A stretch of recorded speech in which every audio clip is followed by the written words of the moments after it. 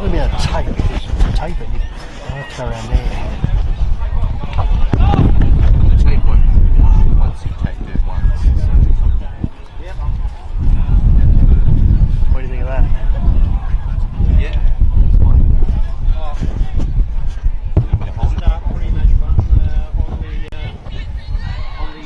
What about that? Yeah, I got that up already. I think that works. 0, 0, there's a little play button. We'll make it a good piece. Sorry, I can't hear you. I can't hear you. Hang on. Can you hear me? Yeah, I can hear you now. It's a bit loud, that's all. Here we go. I'll start it now. Yeah, it's not going anywhere, but I'm with you. It's counting now, the app. So, yep.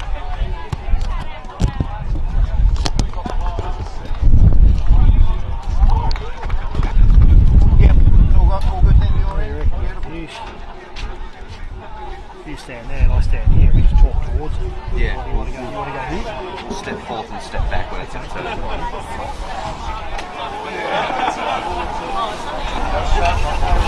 Does this work, Dino?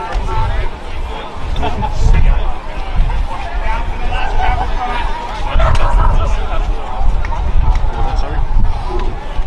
Will that work? As long as it's picking up a lot of ambience. I think you might have to hold it close. I don't know. It depends. Just stand closest to it as you can. Yep. 1 2 1 2 1 2. 1 2. That's picking up just fine. Yeah, it is. Yeah. Only stand close to it. Yep. Be nice and close. Alright, so it will just be a matter of, so you stand there, Yep. I'll step back, you step in diagonally, you step back diagonally. Yeah, no worries. So I step. Backwards and then come in. Yeah, gotcha. Yep. Alright, you let us know when we're going live. I think we're pretty well on now. Tom said he's all hooked up there now, so So they can hear us? I think so, yeah. Oh well. We're live, so we may as well get to it. Yep. Welcome to round 11 action from Largs Bay Oval here, where Port District will be playing Daryl Spencer's panicking Old Iggy's team, who have had to make some late changes, which we'll find out from in a little bit. So, you're watching, of course, from Largs Bay. This is the Make Sure Ratify live stream brought to you by Filming Footy, Dart Fish, and many more that we'll get underway with. This is Indiana Rogers, and with me in the box today, Tim Pillion. For the first time I'm working with him this year. Welcome, Tim. Thank you, Indy. Looking forward to it. Yeah, so we got a bit of an interesting matchup here today because, Tim, you actually recorded some very late changes and some very significant changes for the Old Iggy's team. What did you discover? Yeah, look, there's a couple of outs, big outs for Old Iggy's today. So Tom Scanlon is a late out, Dylan Grills is a late out, and James Kennedy, their ever-reliable fullback, is a late out. We also know that Hugh Ferrari is currently on the Port Adelaide list playing league with them, so he's out. Sam Boots, their captain, out for the year. And also William McCarthy and Liam Elliott-Mitchell, two really consistent players in the last couple of weeks, have injured and not playing this round. So heavily depleted, Indy. Yes, heavily depleted. I think most people going into today would be asking the same question. It's Port District by how much? And well, their B grade demonstrated that too. 17 goals, 18, 120. Port District's B grade team smashed the visiting Old Iggy's B grade to 1 goals, 5, 11. A 109 point demolition. So at Largs Bay Oval, the conditions, what can you tell us, Tim, about the conditions? Yeah, the ground is okay. It has a big centre wicket area, of course, with all the mud. Both teams were able to score at other ends during the B grade, but it is 15 degrees, meant to stay to 14 throughout the day, but heavily wind running from the west right across the ground to the outer wing, so it'll be westerly. So it doesn't really score either end or favour either end, it's going across the ground, Indy. Yeah, definitely a west-blowing wind, which will make it not really much of an advantage one way or another for the teams, although it will mean we'll have to keep an extra sharp eye out because it looks like the ball will be on the far end of the oval. As you can see, cricket pitch in the middle is quite muddy. It's actually adjusted a little bit, so it looks like the centre of the field is actually closer to the right screen. As you can see there, the goal umpires all waiting in the middle for the two captains to come in. Of course, it will just be Bradley Jones as the solo captain for Old Iggy's today. due to James Kennedy coming as a late out. And, well, the captain, of course, Sean Davidson for Port Districts. This team building in a bit of momentum. They're top 4 on the ladder, although percentage-wise they are a little bit behind the competition. So this could actually be a big opportunity for them to get a percentage boost and really rack up the pressure. We know that they're an attacking team when they're at their best, and of course they've got a couple of major medal contenders, of course, for that. Roll of the Dice Media Player of the Year award. We already talked about Sam Gray as well as Trent Heffernan also contending for the votes. So there's some very impressive pollers there that we know can do a lot of damage for Port Districts. We'll also see what type of damage they can do up forward today, because like we said before, they haven't been the most ferocious attacking team this year, but defensively they've been able to grind out games, and you'd expect they could have another tilt at the flag. Well, what are your predictions for this game, Tim? Predictions are, unfortunately, that Iggy's struggled to score, Indy. So the last 3 weeks, exactly the last 3 weeks, as the captains are just going into the centre to toss the coin. Old Iggy's has won the toss and going to the left. I'm just going to say they're struggling to score, so they haven't kicked 10 goals at any game this year. And for the last 3 weeks, they have scored 7 goals 9 against Tea-Tree Gully, 7 goals 9 against Brighton, 7 goals 9 against Broadview, and 6 goals 9 against Goodwood Saints. So they have to score more than 8 goals if they've got any chance of winning today.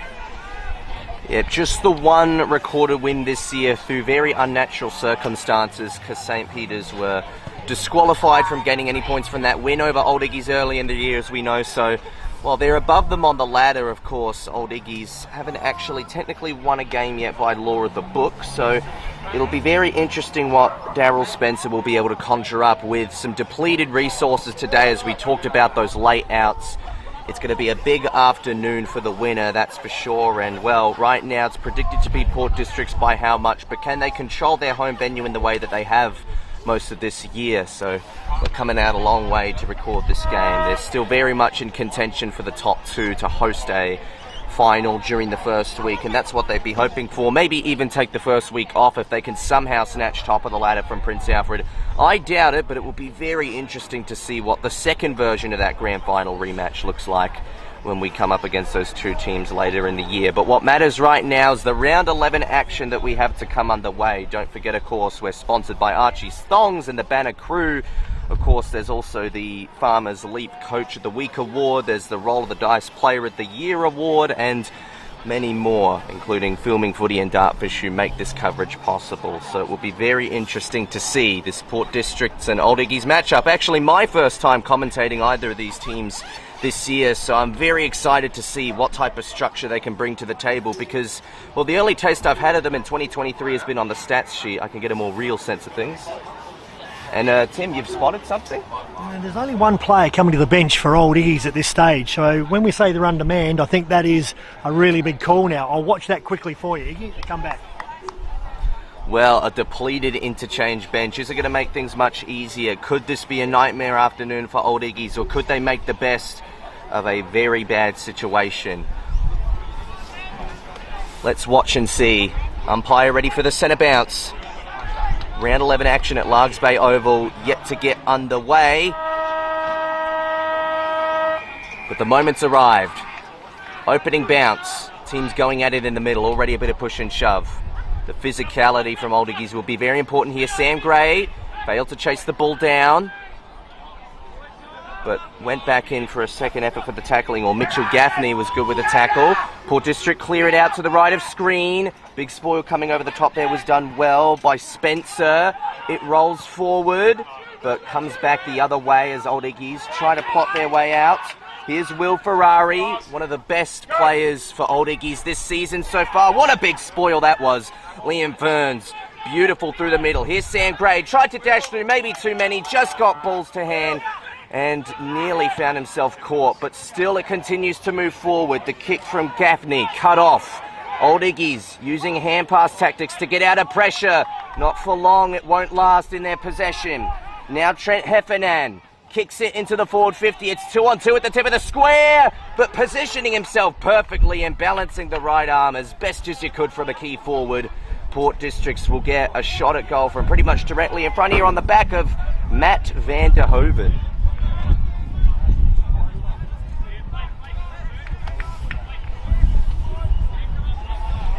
James Batty, sorry, that was, taking the mark. Nevertheless, in he comes, in he goes. Opening goal of the game to Port Districts. Yeah, dominated that whole start there. Tack on the ball, good tackles. Good lower the eyes, good kick into the centre, good mark. They're away to a good start here. Now, Old Iggies are known to start well. They're up with high energy in the early parts of the game. They've always been with their sides at quarter time, but tend to taper off late in the day. So this first quarter is going to be really pivotal to what's going on here. All right, the setup in the centre square. We can see 4 players for Port Districts to the left. I can see 4 players to Old Iggies to the right. Interesting rucks. Okay.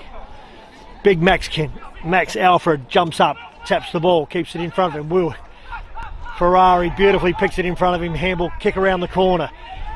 Catch. Good kick by Old Iggies. Going to forward spoil over the top. Matthew Iliano, but over the umpire says too high.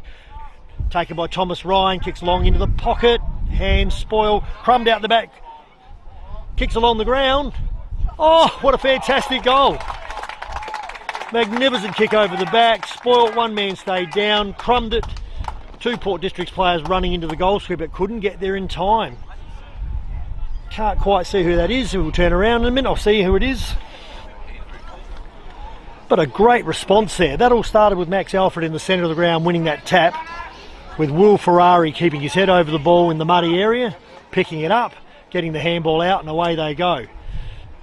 All right, so Sam McKay, ruckman for Premiership ruckman for Port Districts. Number 1. Oh, here we go. Charlie Maxwell. Here we go. Back into the centre again. Over to you, Indy. Goal for goal here at Largs Bay Oval early on. Ferrari attending this centre bounce. Normally likes running off the half-back flank, but there's no time for that at the moment. He's got to be the man to lead them to something here. Tackling pressure on the Indigenous centre circle just behind the ground's currently positioned primary centre circle. We get another ball up. Tapped out. Cleared again by Ferrari. Old Iggies trying to tap it through, but cut off quite quickly. Port Districts find Connor Bristow. No, run into a bit of trouble here. Oh, going the other way. Bradley Jones, the leading skipper for today. Couldn't quite hit it lace out and tackled well. Cooper Gaffney just forcing the pressure. So, yeah, there's already a bit mounting up here. It's good to get some early territory dominance at the least, not making anything easy for Port Districts. They're not coming out the centre too easily either. Sam Gray did well on ball there. Nearly running into trouble there was Dean Hoff, but he managed to get out of it. Oh, ball going forward. I didn't think that James Batty was going to get to that one, but he came in fast enough and the man in front of him misread the ball. So now we're going to try and get a switch over to the far side, but unfortunately it's come back into Old Iggy's possession. It'll go back the other way though, thanks to a turnover on the far side wing. We talked about that west blowing wind. It's picked up a bit, Tim. Yeah, he kicked long and wide then, but unfortunately the wind got it and took it straight over the fence. Port Districts kicked the ball straight back in, held up in the air there. Back flies, ball hits the ground. Out the back, ruckman handballs, good tackle. Tackle again, stacks on the mill. Umpire says give it to me as the rain starts falling here at Largs Reserve. Hopefully it's a passing shower. No one in the goal square is a noticeable part there. Should have a Iggy's player back in the goal square for one of these quick snaps. All players around the ball. Good handball out wide, going defensive by the Iggy's player. Comes round, kicks to the centre wing. 3 on 1 there. Big bump out by the ruckman. Smushy gets a handball out the back. Keeps it in front of him there. Benjamin Gould still get his head over the ball. Really good follow up with the hands. Left foot, Cooper Gaffney. Great low kick. Mark, player running past Sam Gray, kicks long to the goal square. No one at home over the back. Iggies are trying their best to rush it through for a behind. Another point there to Port Districts. It's not a bad start here from Old Iggies. They're at least keeping them chasing, and well, they've had some sort of defensive setup this time to not allow any easy entries. It's just the rush work and how long it can last. It's a Bit of a kick into nothing though. It will come right back to the hands of Cooper Gaffney. He assesses the options and is uncertain, indecisive for a moment. Eventually decides to gain a little bit of territory there, but it's been turned over in the middle of the ground. Not very common for Port Districts to do that. Right in the centre, and all of a sudden it's out Oggy's way. Oh no! The mark's been dropped by Charlie Maxwell, and he just couldn't hold on to it. They would have been out there if he managed to get clean hands to that one, but the conditions said otherwise. Ball to be thrown in on the broadcasting wing side here. Tom Gray looming around the ball. Trying to get front position to this one. Tapped out, but not properly won. Well done there by Samuel Mackay. Snap to the outer side. It stays there. Here's Tom Gray. He's got to fend off one man and then work with another to get it out of trouble. East Cahus finds its way forward to Kenneth Carpentry, and there is a forward option in the hands of Trent Heffernan. One of Port District's best this year. Take a shot from what looks like 45 metres out. Wind blowing far side, so he actually might want to start on the small post to the right of himself. What do you think, Tim? Yeah, right hand post. He's a right footer, so he does start that way, and look at the way the wind carries that one. So probably started midway through large and small post on the right, but it's a minor score showing that this wind is hard to fight off. Okay, kick in from Old Iggy's there. Connor Bristow finds a player in the halfback flank. He looks short, so the player decides to go long down the wing. Oh, another push in the back there, I believe. So Sean Davison gave him a little shove there. Umpire saw it. Calls it down to bring the ball back. Benjamin Gould stands the mark. Handball off the side. Player running past.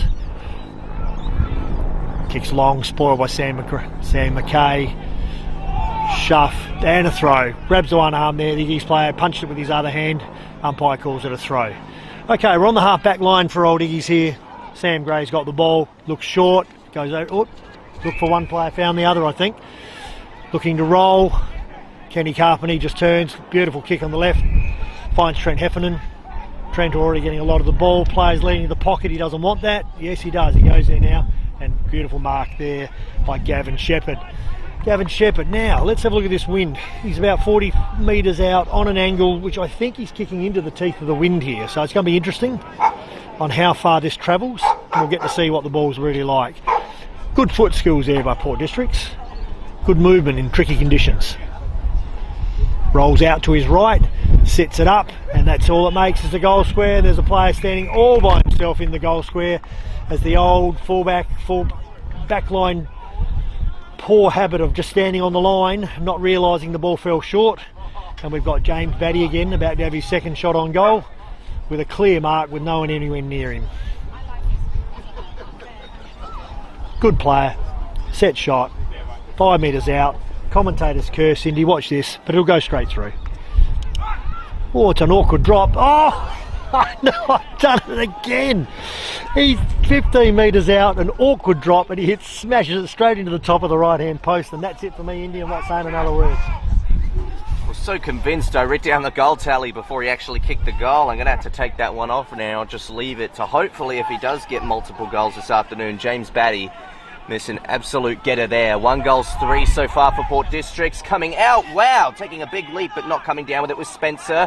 Now trying to crumb it out, seek it to the boundary line just to catch a moment for a breath. He does. Old Iggy's not doing too bad, but probably the last 5 minutes the territory's been going against them. Can they get some forward half conversion in these next few minutes?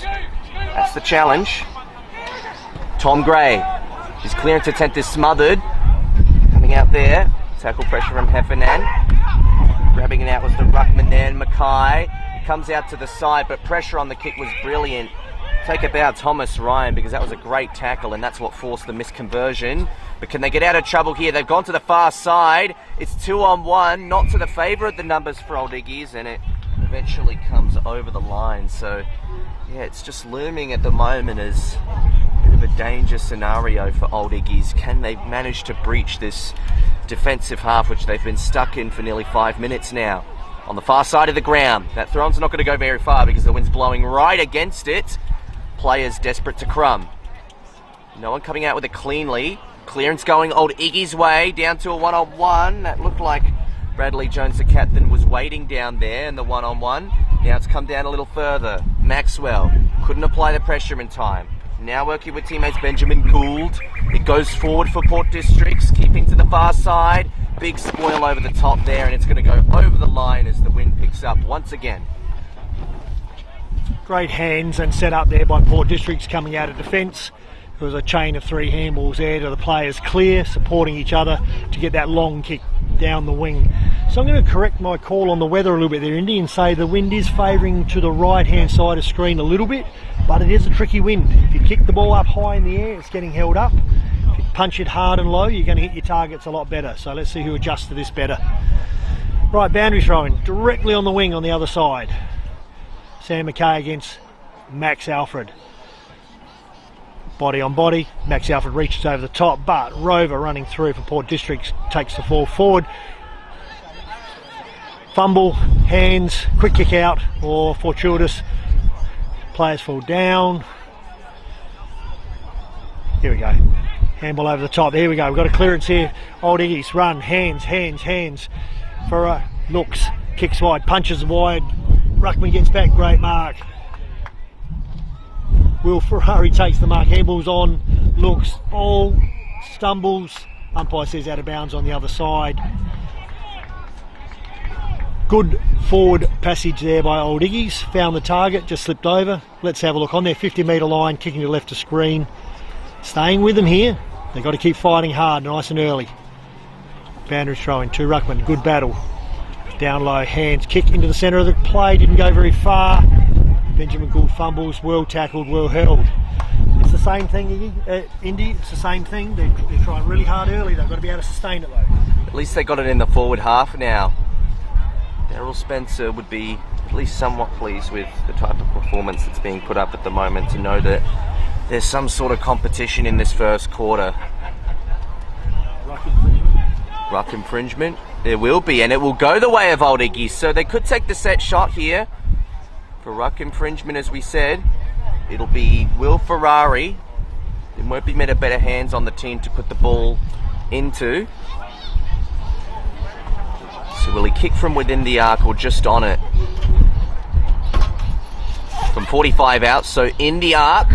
Won't make the journey from there. It had the accuracy, but the pack formed and saw it chopped over the line. So see what traverses now from the first minor score, that is for Old Iggy's. 1 goals, 1 to 1 goals, 3, 9 points to 7. Port District only by 2 here early in the first quarter. Spoil coming over the top there from Van der Jude was pretty good, although Port District continue to move. They advance. Working well there was Jason Niskahoos with the kick. He managed to find it in the hands of James Batty, who was paid the mark. Well, a little bit of uncertainty about whether the turf had more of that ball. He's turned it over anyway, so a couple of wayward kicks early on for James Batty has probably costed his team not only a couple of goals, but also a couple of score involvements.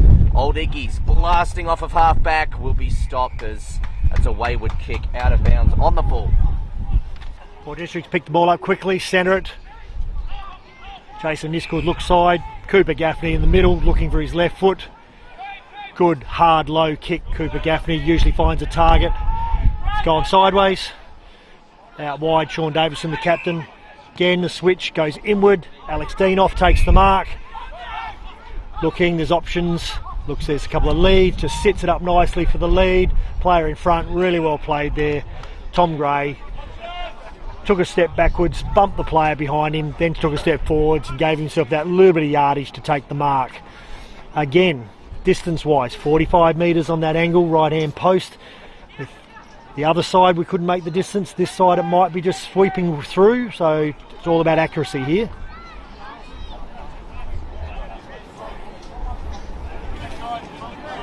Very deliberate walk in here by Tom Gray.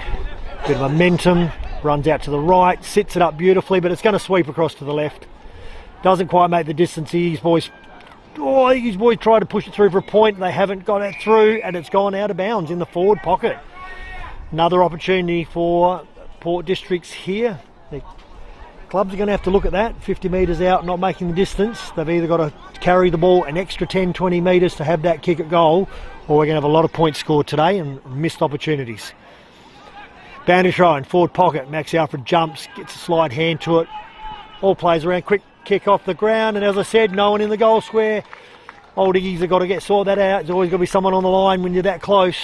Can't see who that player was at this stage, but again, a quick snap around the corner, rolls through, goal to Port Districts. I think it might have been Tom Gray, not 100% sure. Try and get another look at that, but yeah, uncertain to tell through the chaos of that pack. Port District finally get a bit of reward for having to really grind out the first half of this quarter. Still a bit of time left. We think we're about 23 minutes into the first term. Might be a bit less than that.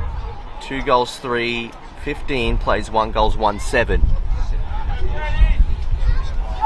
So about 17 minutes into the first quarter. I stand corrected. We come into the middle. Once again, Jason Niskahus doing a pretty good job early on. Works its way to the outer side. Benjamin Gould had to get out of trouble there. Used the foot of Hawkins to get it forward. Sam Gray trying to chase it. Weave around the boundary line. Keeps it alive. This would be an absolute ripper if it makes the journey. It does! From the top shelf, Sam Gray. Take a bow. Fantastic goal there. The confidence that he had there just to shrug the tackle, turn within distance and do that. Probably something they practice at training all the time. Really good.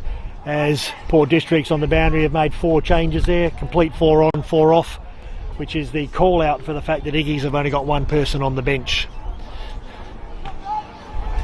So eventually as the day goes on with those 4 changes compared to the 1 change, I can see Port Districts running over the top of Old Iggy's, which is why it's critical they are competitive for as long as they can be in the first half. 3-3 to 1-1, we're back in the centre.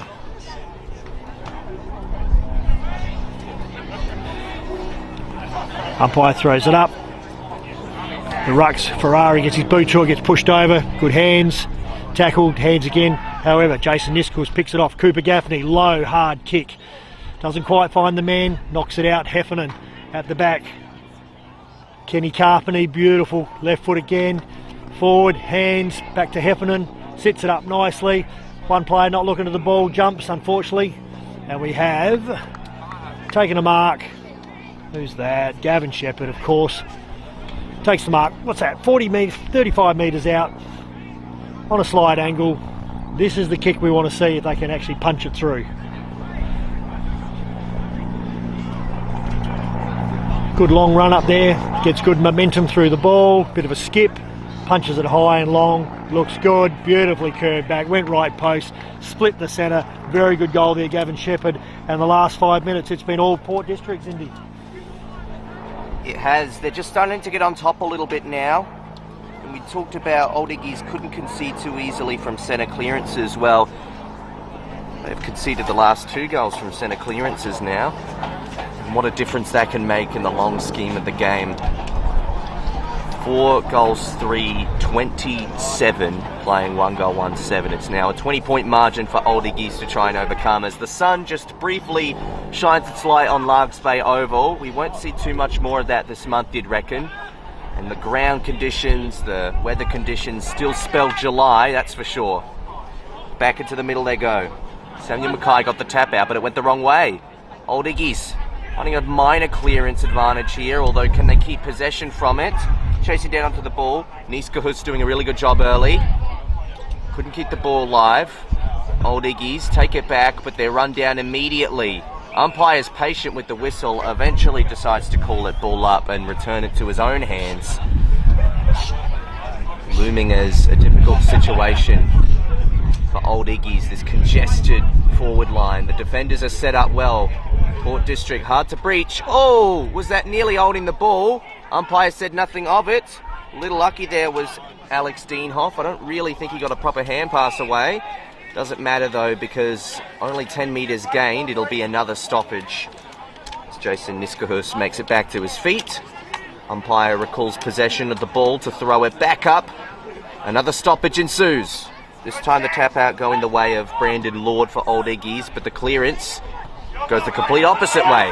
Now stripping down to the near side wing, contending for it, having to get on top of his opponent. Matthew Wiestra gave his opponent no chance and was actually rewarded for it. I'm not sure if there was much that Max Alfred could have done in that situation. Nevertheless, Matthew Wiestra looks on, goes off of his right foot, commits to the wing. With a handoff there, they're quick. Harry Dwyer trying to run through the forward entry, a little choppy. It'll be a forward stoppage. Port District back in attacking territory. Half forward flank inside 50 for Port Districts.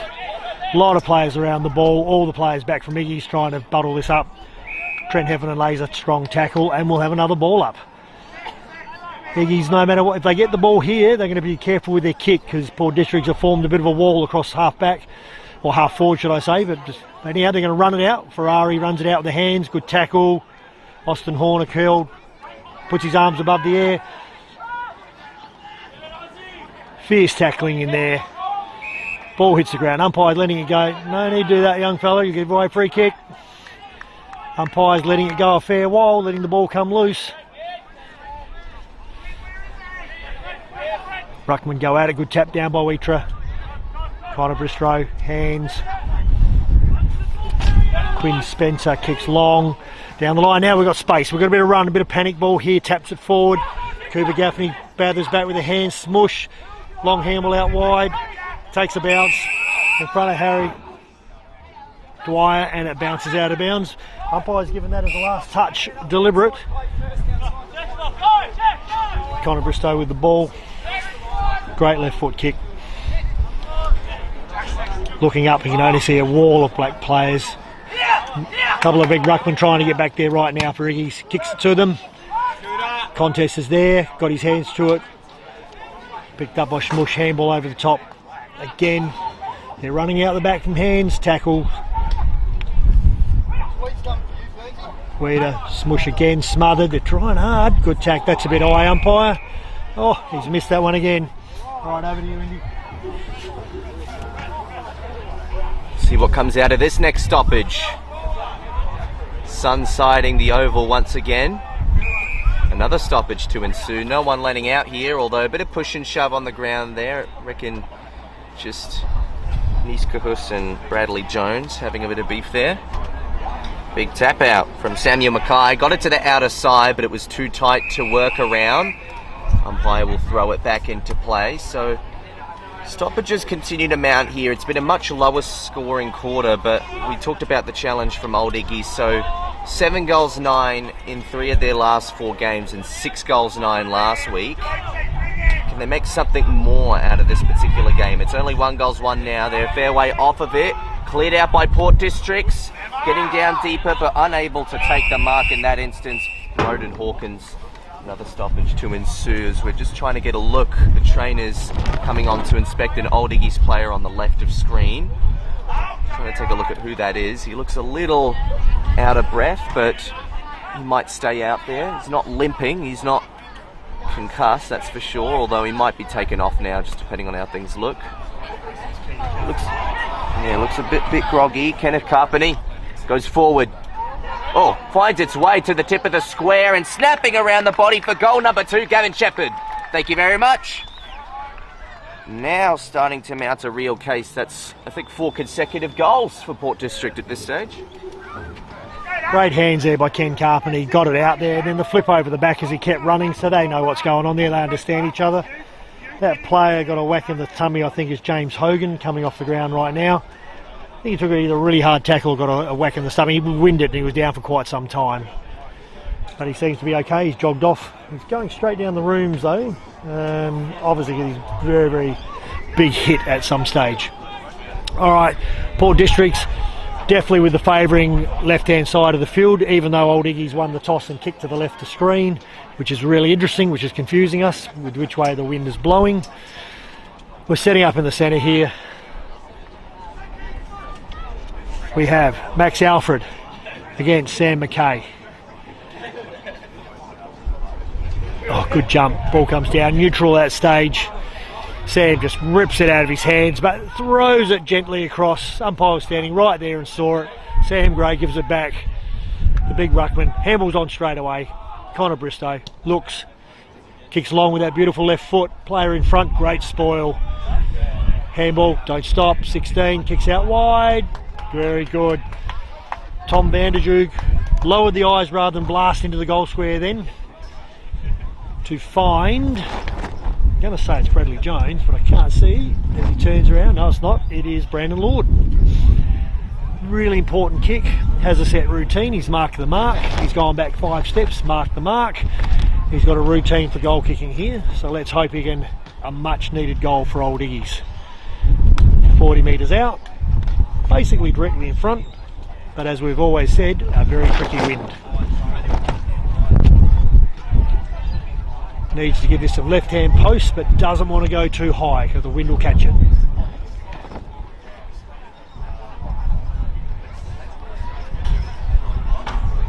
Good looking kick, but the wind did catch it.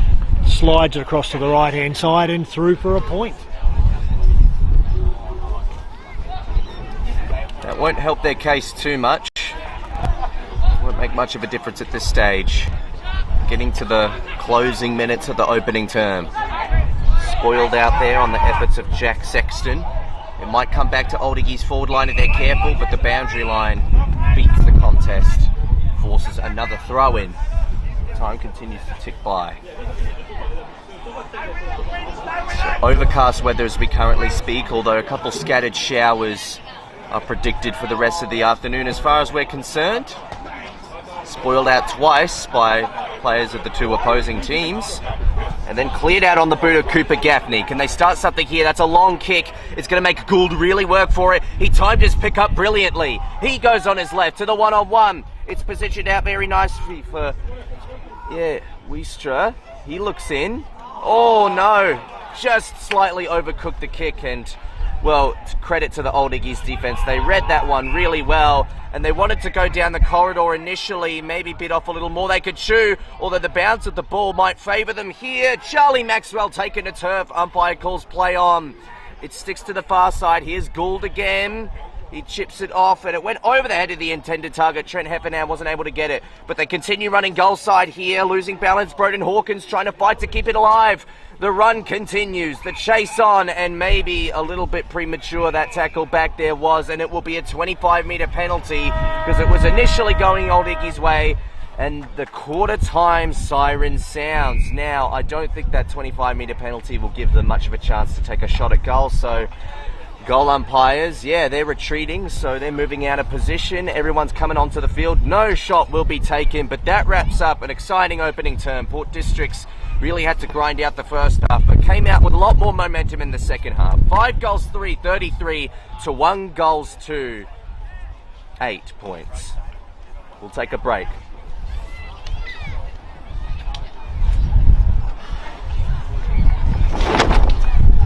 Are we off air?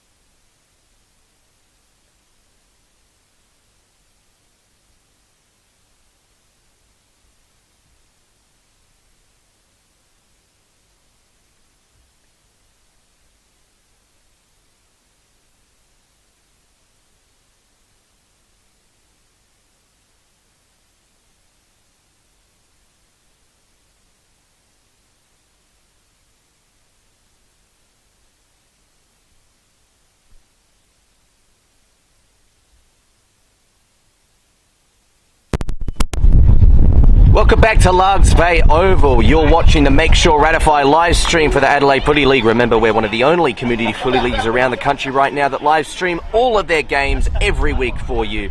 Right now, Port District sitting with a decently comfortable lead, 5 goals, 3-33 to 1 goals, 2-8, although they really had to work for it in the second half, Tim, didn't they?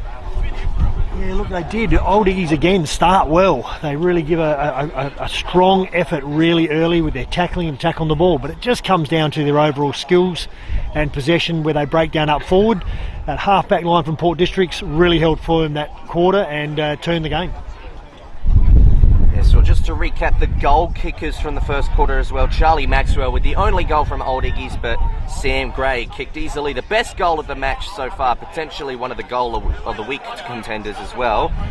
Tom Gray, we think, kicked one, although we're a little bit unsure. James Batty kicked one early, their first, and Gavin Shepherd got two when their momentum really started to swing towards the right of screen. But now, kicking to the left of screen, still a western blowing wind here at the Oval.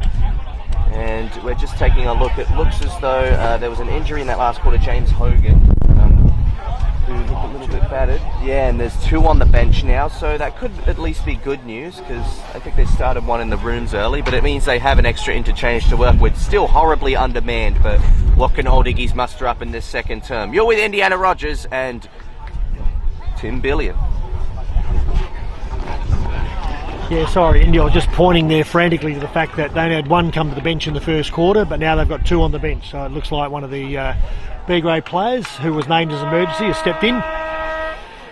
Umpire throws the ball up, back in the centre. Max Alfred against Sam McKay. Max punches the ball forward. Good, positive start. Iggy's player takes it, wrapped up, dead ball.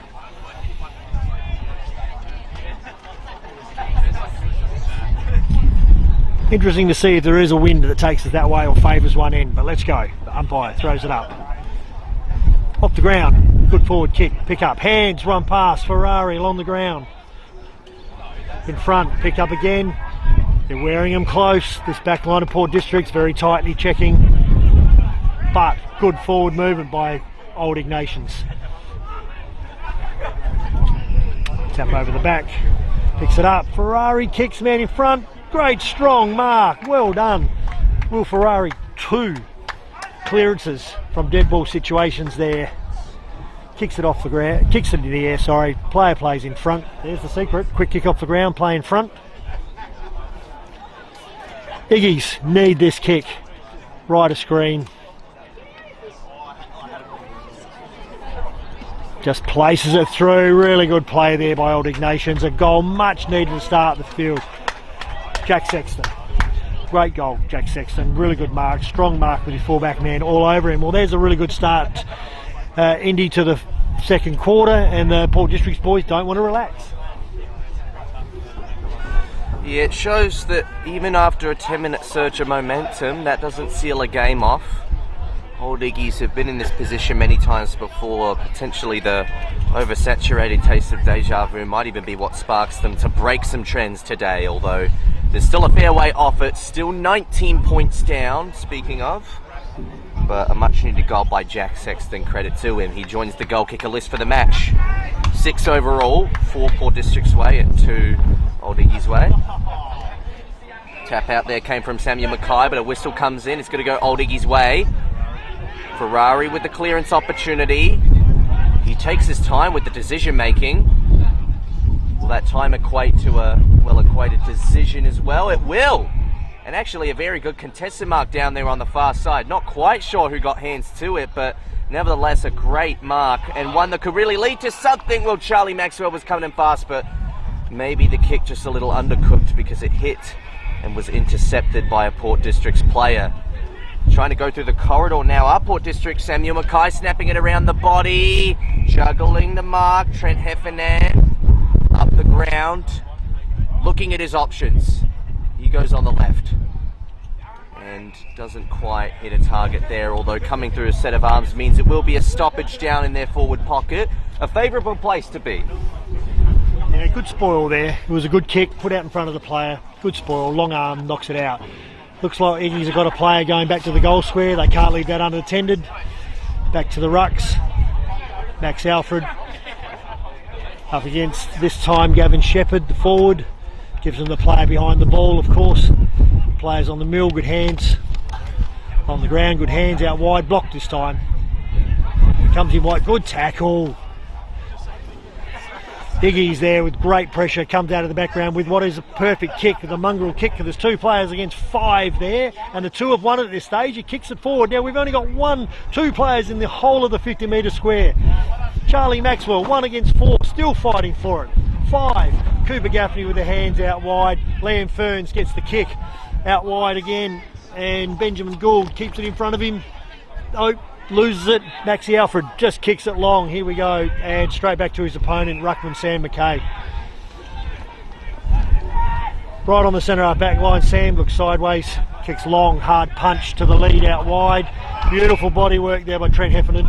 Steps and blocks his man, kicks forward.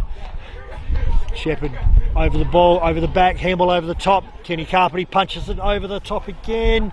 Mitchell Gaffney to Harry Dwyer with the left foot. Oh, just swings past for a point. Really good play there by Port District to move the ball so fast. Overcast starting to take over the sky as we speak. Sun gone from the ground. Rain yet to hit, but we expect more might be coming soon. Although, all things considered, it's one of the better days of football you'll be getting at this time of year. Old Iggy's the long kick out towards the pack on the far side in the scoreboard pocket. 34-14 is what the scoreboard reads. 5 goals, 4 to 2 goals 2. You're watching the Make Sure Ratified live stream with Tim Pillion and Indiana Rogers as the ball set to be thrown back in that said scoreboard pocket. Players positioning. Samuel Mackay, who's won probably most of the hit-outs today, including that one. Although it comes out Old Iggy's way. No clearance one yet. Under a lot of pressure there, Trent Heffernan had to juggle the ball, lost it. Still keeps itself alive. It's cleared out. Is it going to go over the boundary line? Mark is paid. I reckon that just went the required 15. Kenneth Carpenter wants to continue moving forward. It's back in the hands of James Batty, who needs to look for that long-awaited goal number 2, because he's had a couple of chances for one, and we know that he also butchered a few, but he did kick the first goal of the game. He can kick Port District's first of the second quarter as well. This one from a fair distance out. This time he'll want to kick to the goal post on his left to try and get some more left-to-right action. You won't see it directly from our angle, but that's what would be going through his head. Crowd reaction suggests that he actually pulled it too far to the left, I reckon, so maybe he started too far offline. Only just a minor score, and Old Iggy somehow stay in touch.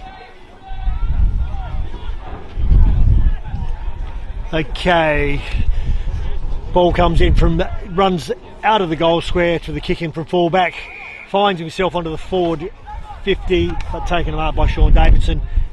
Kicks to the lead into the pocket, up high, good high hands there, reaches, hand back in underground, reach her back again. Harry Dwyer, Harry. Stacks on a milk, Harry Dwyer just kicks it out to the centre of the field, very dangerous spot there. Iggy's player taps it out beautifully.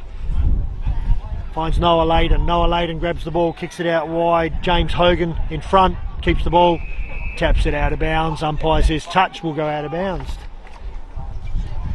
Just watching Broden Hawkins come off for Port Districts there, very gingerly, Indy. Keep an eye on him on the bench. I'm not sure whether he was limping or whether he was carrying something. He had a bit of an awkward run both ways. Sam Mackay gets the left hand to it, knocks it down. However, pulled up a Ferrari. Kick forward. Oh, good contest. Alex Dean off back turns, gets a handball out. Sean Davidson over the top. Kicks long, Port Districts.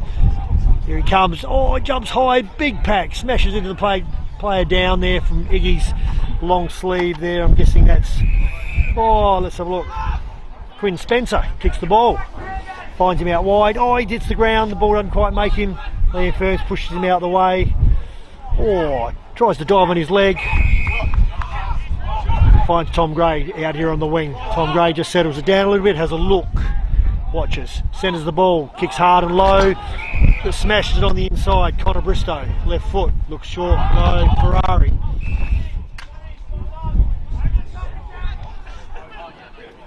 Will Ferrari looks inward, finds Big Max Alfred, centre of the ground. Here we go, he looks the handball, back to Ferrari. Looks, goes short, lovely, lower the eyes. Connor Bristow, left foot. Here we go, here's the lead. Looks for him. Oh, he leads, just goes over his head. Charlie Maxwell on the back of Tom Smush. Clears wide at 20, out wide. Kenny Carpenter drops the mark, but there's a player in front just roving beautifully, kicks it out wide. We've got the run of the ball here. Matthew Wheatra keeps it in front. Oh, well tackled.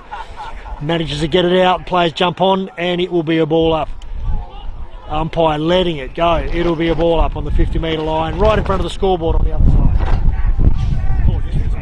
Oh, well, they've been targeting Charlie Maxwell in the forward line a couple times now, but he's been cut off and outmanned, so they might need to get him a little bit more help down there. Port Districts in the meantime. Gavin Shepherd, hunting for goal number 3, selflessly hands it off. Instead, the launch off the left from far too many metres out from Cooper Gaffney.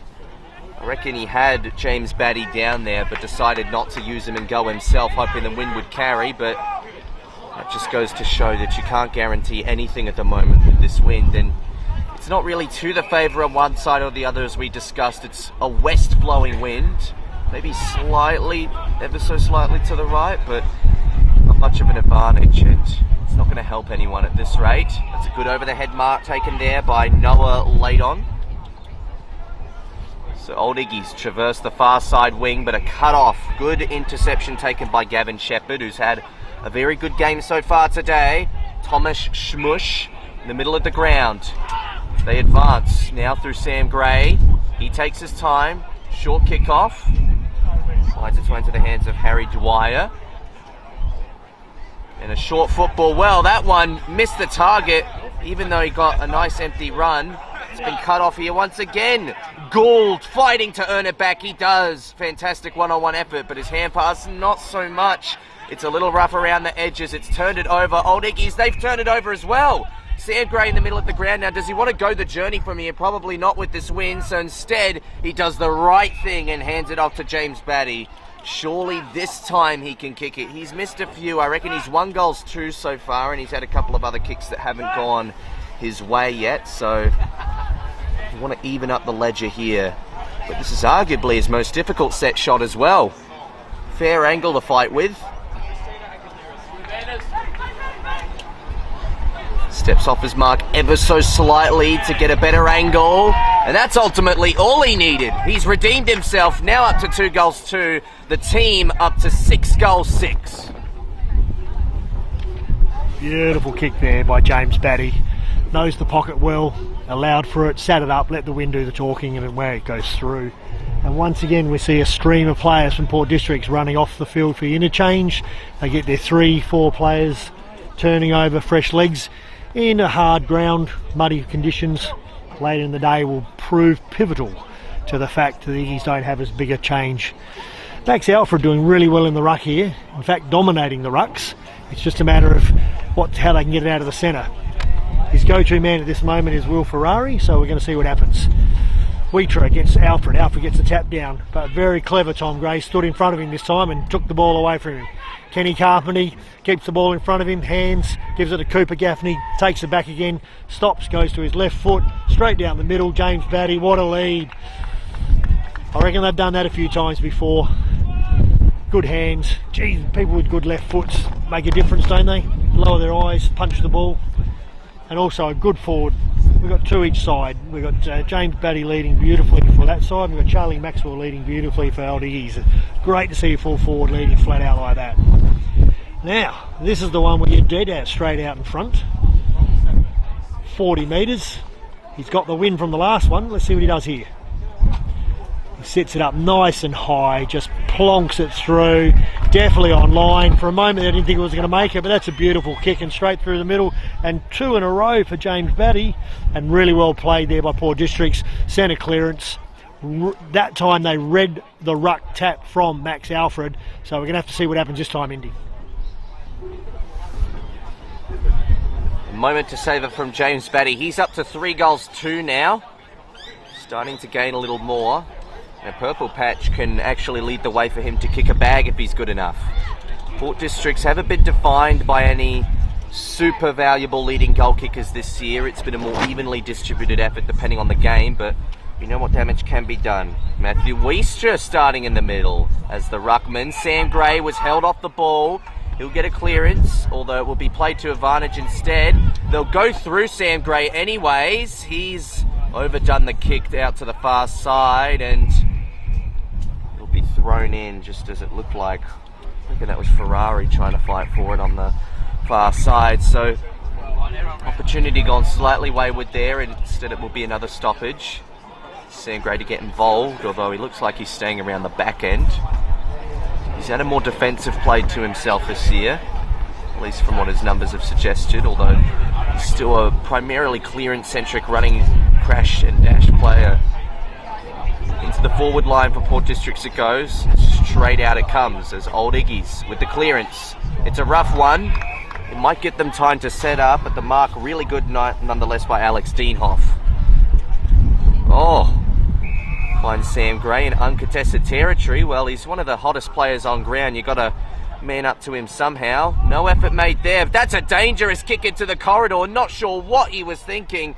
Thomas Ryan now kicks it back out to the far side, and he's turned it over. Sam Gray's got to redeem himself. The hand pass slightly choppy, but it makes it to his man. Here's Dienhoff again. Kicks it further. Sights out his target very nicely. They want to get and go here. Oh, ferocious smother. Now it's up to Niskahus. Can he get it forward? Down to the tip of the square. Over the head of James Batty. He didn't quite get clean hands to it, but with the crumb and then the turnaround snap off of the boot of Tom Gray is not going to make it for a goal. But wow, an intensive play could have led to something special. Yes, they're overhandling the ball a little bit there, Port Districts, but made it work with a snap. However, here we go. Kick in from fullback. They're looking, going to run out of the square here, and I suggest he's going to go long. No, lowers the eyes, finds Connor Bristow all by himself. Very well played. Connor looks wide. Yep, nice zigzag out wide. Looks inwards, lowers the eyes again, hits him straight on the chest. Jack Sexton, but he spills it over to Bradley Jones, who kicks the left foot. It's gone from one side of the field to the other, but well sport by Dienhoff, playing very well there off the half back. Kicks long and wide. Gavin Shepherd, ball tapped back in. Umpire says no, give it to me. They're making a decision on whether it's a kick or a throw in, and the umpire says no, it's a kick, untouched. Comes back into the centre. Dangerous kick, but well done again. Connor Bristow. Seems to be the link man. Bristow looks, lowers the eyes, goes out wide. Old Iggy's on the half-back flank, right on the outer flank. They've moved the ball really well there without kicking long down the line. That's exactly what they've done. Big spoil by Liam Fern, should I say, out of bounds on the wing on the outer side. Not bad ball movement there by both sides. Definitely best part of Old Iggy's play there, to come out wide, hit 4 targets, and just the left foot that came apart. However, boundary throw in. Alfred versus Wheatra. Alfred gets the tap. Wheatra backs up beautifully though with a strong left foot with his head over the ball. We've got a 3-on-1 target here. Good hands. Sells the dummy beautifully there. Does Quinn Spencer, and with his left foot looks out wide. Finds an Iggy's play, looks straight into the centre of the ground. Hot spot, they're taking risks, which is good. Well manned, well spayed. Will Ferrari, and unfortunately just couldn't turn and gets caught holding the ball. Hang on. Port Districts to play on quickly out wide. Benjamin Gould looks back inwards. Here we go. Over to Jackson Niskahorse, switches the ball completely the other side. Over to Smushy. Tom Smush dodges a player, kicks wide, goes inward, finds Matthew Wiestra following up, hands immediately. Tom Gray looks over to Ned Pilkington, kicks long, and there's James Batty, just uses the beautiful hands, pushes off, takes the mark. He is 40 metres out on an angle. James Batty is the target they're looking for at the moment, and why wouldn't you when you've got positioning like that?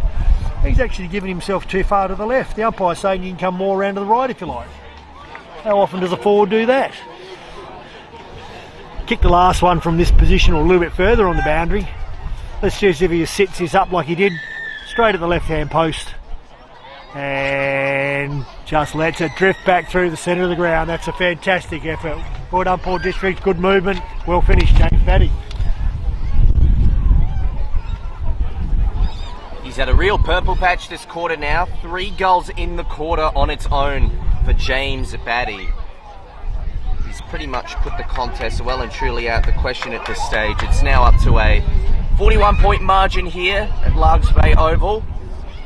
We're about 18.5 minutes into the second term. Still plenty of time to be played out by the looks of things as we come towards the second half of the second quarter itself. Slow to return the ball back to the centre.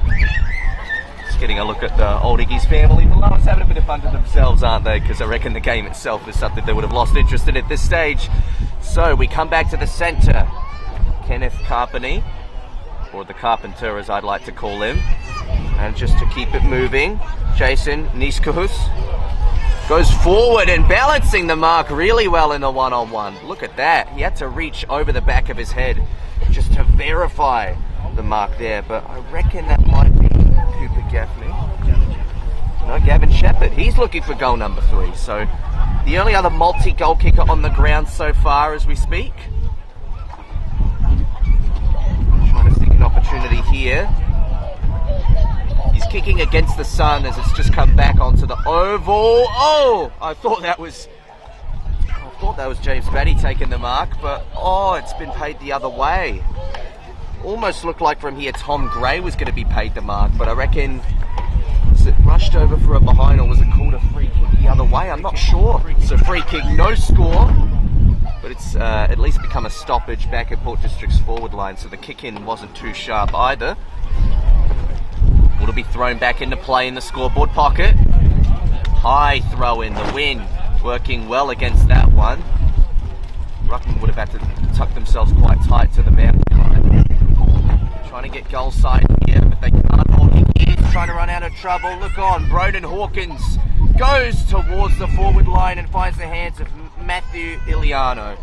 I reckon that's some really great play there that they've put together. Just the ability to weed their way around the stoppage and use the back end to go forward. They've done it again, and now Iliano's got an opportunity to join the goal kickers list.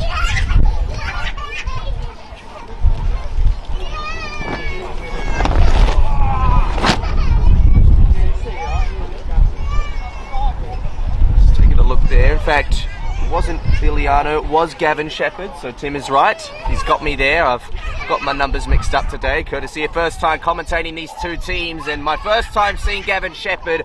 I am more than impressed with the day he's put together. He's an early beanie contender, but you could juggle from many right now for the Port Districts team. They are well and truly comfortably up on the scoreboard. Yeah, doing well there. The only reason I realised it was Gavin Shepherd because I looked at the tattoos that he's got on his arm. I wasn't looking for the number. I recognised his arms going up many times, taking many marks. Alright, so same old story. Old Iggy's have played a really good first half of the quarter. They seem to have dropped off a little bit, and Port District's now making their mark. Important, 9-7, 61 to 2 goals 2. We're back into the centre. Max Alfred doing a great job up against Matthew Weistra this time. Let's see how we go. Weistra jumps early. Shepherd still gets the handball away. Player running with it there, Thomas Ryan. Handballs beautifully to the side. Kicks forward by Ferrari and finds his man. Really well played out of the centre there. They take the advantage of that great ruck work by Max Alfred. Alright, needless to say, an important kick. Player, very, very short, grabs a tuft of grass, throws it up just to check where that wind's going. I hope that told him something because we've got no clue which way it's going. It's tricky, that's all we can tell you. Keep the ball low, punch it right hard at the umpire, I would suggest, and it'll just curl straight back in. Bit of an awkward drop, but that's exactly what he does. Keeps it low and punches it through. Well done, Old Iggies. Really good play straight out of the centre there. Just want to get the player's number. Players will run to him high hard. I'm going to say it looked like it was Jack Sexton, number 13, full forward. That's his second goal. Really well played out of the centre there.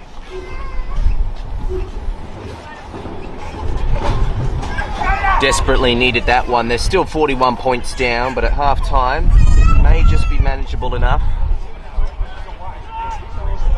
9 goals 7 to 3 goals 2.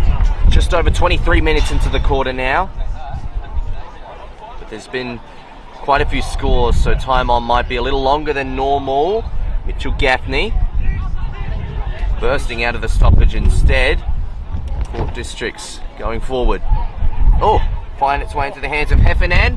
He got it onto Gould, and well, he's just chipped it a little too short of the goals there, and it's been marked on the last line of defence by Old Iggies.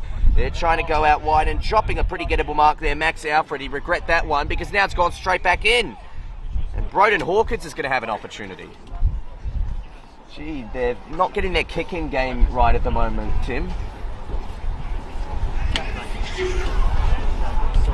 It's a difficult one to nail down every game, but those kick-ins just have to be a little better. It's the only way you can penetrate a defensive half. The punishment will only be a minor score. Broden Hawkins didn't even make the distance on that one, and the wind wasn't working directly against him, but maybe kicking into the sun would have forced him, because the sun has come back on the oval, Tim. Yeah, he got under that one and just stuck it up in the air. Big last couple of minutes. Here he goes. Connor Bristow plays on, kicks the ball long and wide out. Oh, strong hands, a fantastic mark there by Iggy's player. Kicks it straight into the centre of the ground. Finds his player back to Ferrari. Ferrari got the player running past. I reckon that's Edward Shaw. Kicks it long and wide. Yep, finds his... Oh, just got a hand in there, Benjamin Gould. Tom Vanderdrude had the ball in his chest, and Benjamin Gould just got his hand in there and spoiled it at the last minute. We've got the ball out of bounds on the wing right here in front of our tower. Umpire gets to throw it in. The rucks. Sam Mackay. Max Shepherd. Mackay knocks it down. Kenny Carpenter ducks through. Player all over him, riding him like a bloody jockey there. This is right in front of us. Up. Max Alfred. Oh, Sam, knock over the back. Connor Bristow grabs the ball, ducked, tried to shake the tackle, gets held up really well by Jason Niskelhus there. Wasn't going to shake that tackle. Dead ball again. Umpire says, give it to me. Right in front of us here in our tower. Sam gets the tap down. Kenny Carpenter. Yeah, umpire. Here we go. Oh, beautiful kick. Austin Horner picks the ball up and in one step drills it to a fantastic leading Charlie Maxwell. Now Charlie's looking, he doesn't look overly confident here, whether it's distance or the angle or the conditions, but he should go back and kick that. If you're a full forward and you can lead like that. Here we go, we've got Quinn Spencer running past here. Obviously a bigger kick. Playing at fullback, Quinn Spencer runs past, unfortunately ran on the angle. He's a left footer and had to straighten, didn't make the distance. But that calls it. Charlie wasn't confident in making the distance, so he wanted the handoff. It's spoiled in the goal square, pushed over to the other side, and the ball is in front of the light tower, deep into the deep pocket where the wind is blowing. Port District's up high, taps it out, unfortunately taps it straight to the Old Iggy's player, picks it up and takes it out of bounds. Not too much time left in this quarter, you'd think. A 40-point margin's what stands between Old Iggy's and Port Districts, though. An uncomfortable one with that, but one that they may be able to rejuvenate from at half-time. Keep in mind they're working with a limited interchange, so I wouldn't call this performance impressive, but it's been better than what it could be, that's for sure. It's come out goal side for Port Districts. Oh, nearly lost it there. Broden Hawkins kept the ball rolling somehow. So did the efforts of James Batty. He wanted to keep the ball moving goal side too. Now to the hands of Trent Heffernan. He looks around and assesses the best option, which was to centre it up into the hands of what looks like Sam Gray. Just putting the mouth guard in the sock. That's what many players do because it allows them to take a deeper breath when they're lining up for the set shot. And it is Sam Gray. So looking for goal number 2 now. He kicked a ripper in the first quarter. This one a lot more simple. And I reckon that one didn't initially make the distance, but the defender mistimed his jump, so it has gone through for a second Sam Gray goal. Very nicely. Well shepherded through there on the goal line by Gavin Shepherd. Sam Gray punched at it hard and low, had it on line, but it just held up and wasn't going to make the distance. So once again, this tricky wind, players are either kicking it long and hard or they're not making the distance. It's find a play. But we've got 10-7, 67 to 3-3, 21 deep into the second quarter. Time clock shows 28 minutes. Of course, there's time on, so we're not 100% sure how much longer there is to go. But this is going to be a very important couple of minutes again for Old Iggy's to see how we go. Back in the ruck, Max Alfred, Sam McKay, having a great battle. Alfred taps the ball down. Ferrari being held onto, and the siren goes as we hit half time here at Largs Bay Reserve. As I said, 10-7, 67 to 3-3, 21. That's a 46-point margin, up from 25 at quarter time. We'll take a break and come back to you shortly for the third quarter.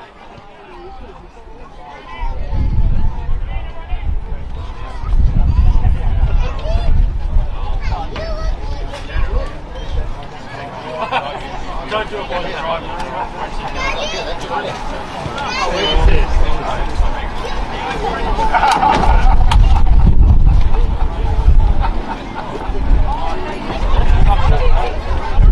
Are we off there?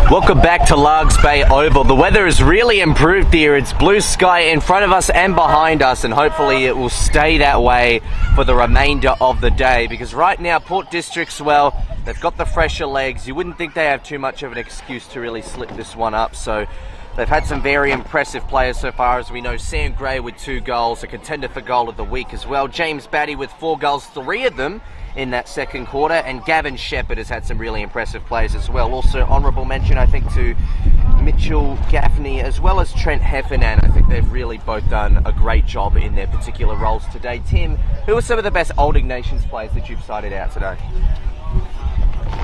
Yeah, look, they've had some hard tries, Indy, so I think Charlie Maxwell, for limited opportunities up forward, has been leading really well and presenting well. Connor Bristow's been a great link man in the back lines. Quinn Spencer also in defence has been really, really good. Jack Sexton with his 2 goals. Will Ferrari's been their best player by far in the centre of the ground. And Max Alfred trying his heart out in the ruck as well. And a special mention to Tom Vandergood on the wing. But yes, it's going to be up against them this quarter, or this half, because their second halves the last couple of weeks haven't been very strong at all. Well, quarter set to get underway, and we're hoping that the weather stays as good as it is now, because this is a rare sight at this time of year. And the first half of the game, and obviously this morning, very wet weather, but, well, what matters now is the sun that we're playing below, not the ground that we're playing on. Although, that keeping in mind, it'll still be wet and dewy down there, and the cricket pitch in the middle still looks to be a testament to the players' ability to really get down dirty. So we expect that and more from this second half of football. Will Port Districts put the foot on the throat and get a bigger percentage boost, or will Old Iggies find a way to fight back and with depleted legs keep competing in this what's been a very tough afternoon? All of those late changes, those 3 late changes in fact, all of those missing players, and Daryl Spencer is currently 48 points down. What can they muster? Second half underway. Coming out of it, doing a good job, Samuel Mackay to the trusty boot of Sam Gray. And a very effective boot on the second bite, the mark taken by Gavin Shepherd.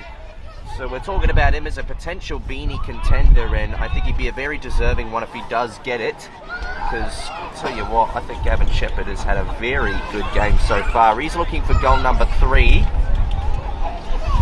Just like Sam and Gray, James Batty, one of 3 multiple goal kickers on the ground, although 4 if you include Jack Sexton from Old Iggies. That one, sailing, hits the post. Just a minor score. That was a very good kick, very good mark, and a very good kick, just slams into the post. But Iggies, here we go, Connor Bristow kicking in. Oh, looks to go long, and then just pops it over for a short kick into the pocket. Finds Sam Winter, gets tackled, back, collects it, now kicks long and high again. So the ball's high, Sam McKay sits underneath it, spoiled. Liam Ferns grabs it, handball in the middle of Sam McGray, taps it on. Trent Heffernan runs onto his left, kicks wide, and here he is. Oh my goodness me, Gavin Shepherd just has a little trickle, just goes across the face of the goal, relieving mark. Max Alfred jumps high, hits the ground, picked up. Cooper Gaffney looks, wants to give it off, and then just punches one straight through the middle of the ground with that beautiful left leg of his. Really well played there. Scrambly play to start with, but hands and that left foot straight through the middle. Cooper Gaffney, well played.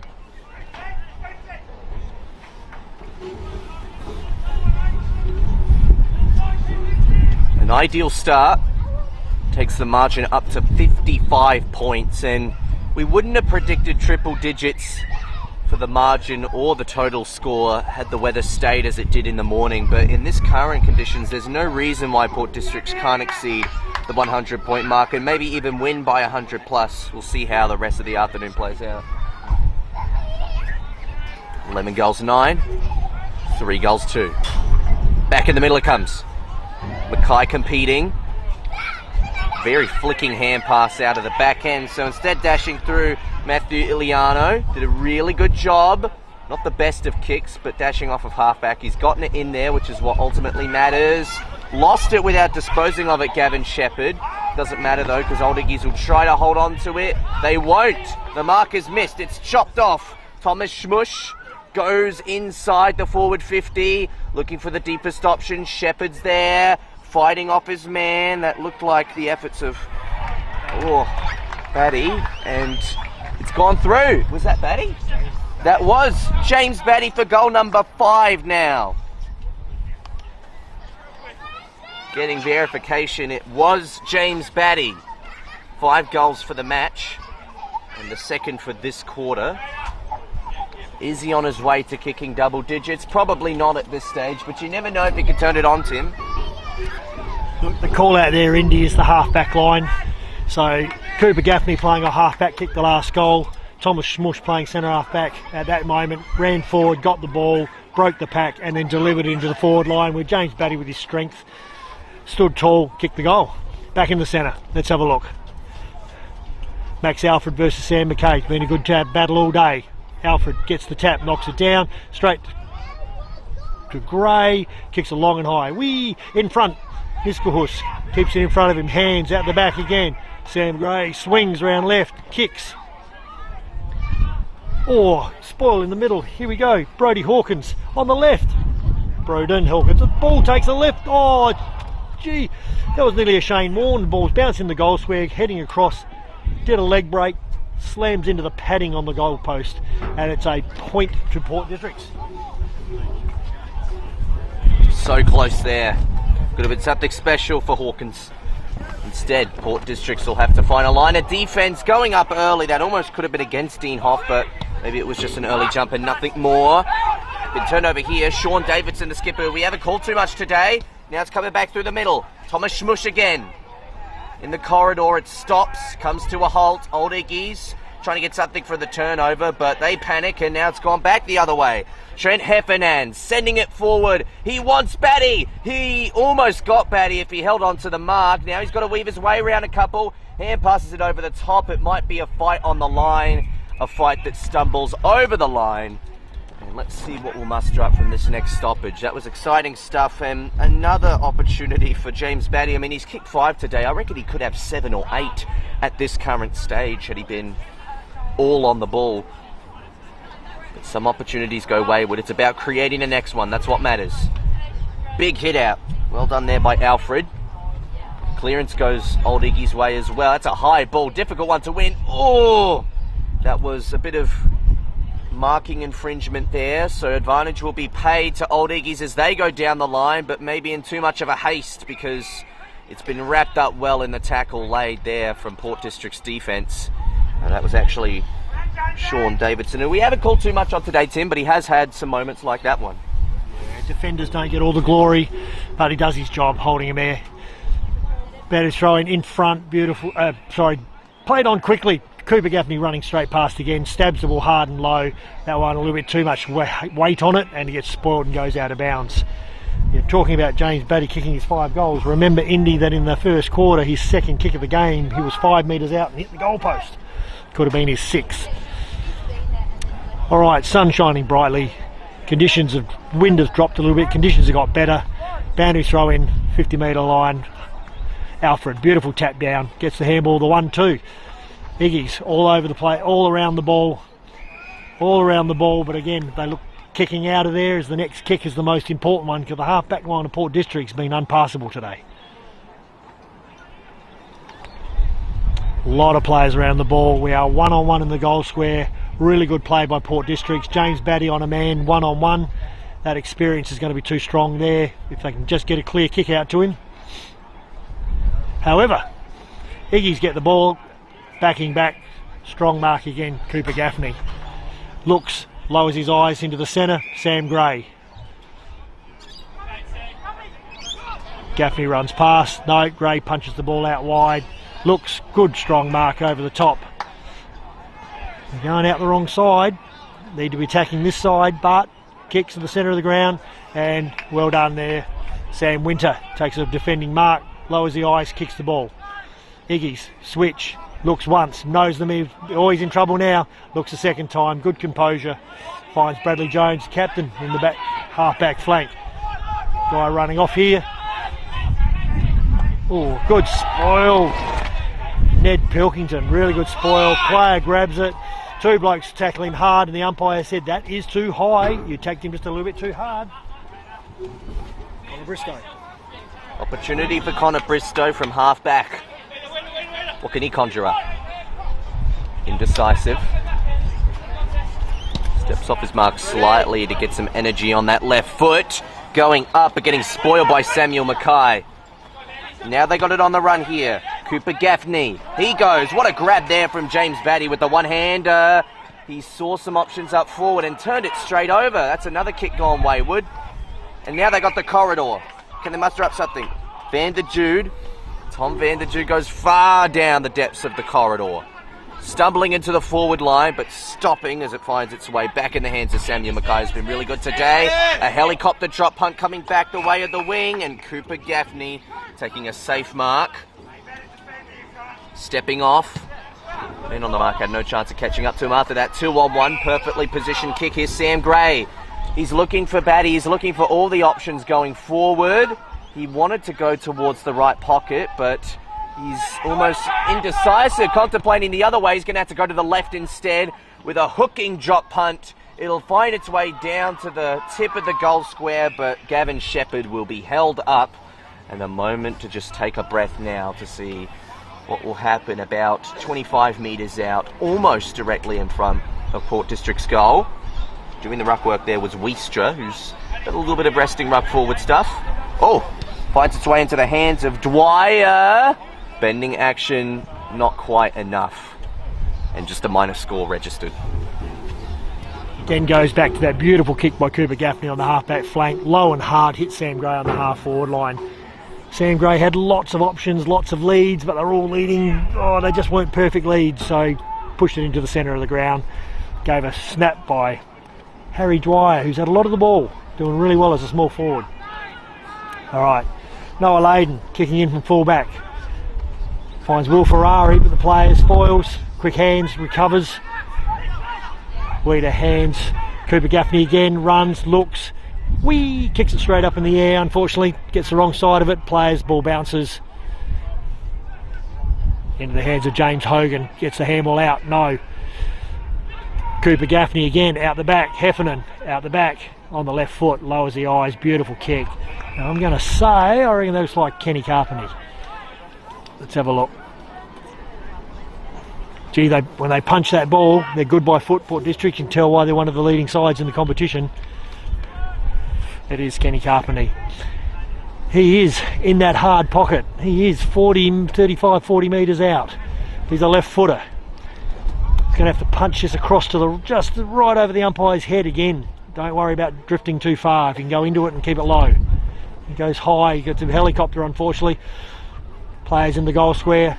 Port District player in front, being Gavin Shepherd, but the spoil came and it's gone out of bounds in the deep forward pocket for Port Districts. Opportunity looming here.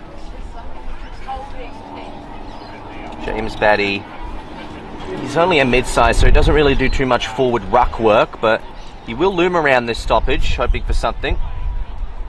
Tap down was actually done by Gavin Shepherd in that instance. And the ball comes back over the line again, or it might be a ball up, one or the other.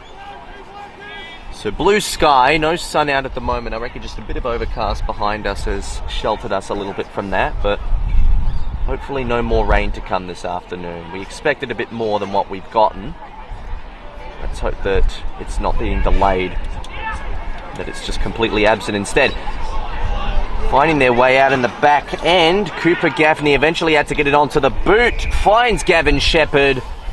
Who's the deepest options he's got? Wiestra was the one that was deepest. Instead, he wanted to peel his eyes and go to Tom Gray, who will be lining up for what we think is his second goal. It could just be his first, but there was that one goal in the first quarter that came out of the stoppage that we weren't too sure about. So we'll line up from here. Task relatively simple. Had superb positioning in this third quarter as well. They've shown their forward structure at full flight. And that ball at full flight has made the journey to a helicopter-style drop punt goal for Tom Gray. And a good goal there to Port Districts. As the score moves on now to 12 goals 11 89, 3 goals to 20. Starting to flex their muscles now, Port Districts, which they should be with the handover and the extra run they've got. Once again, after a goal, they make the 3-4 changes, always keeping the fresh legs on the ground.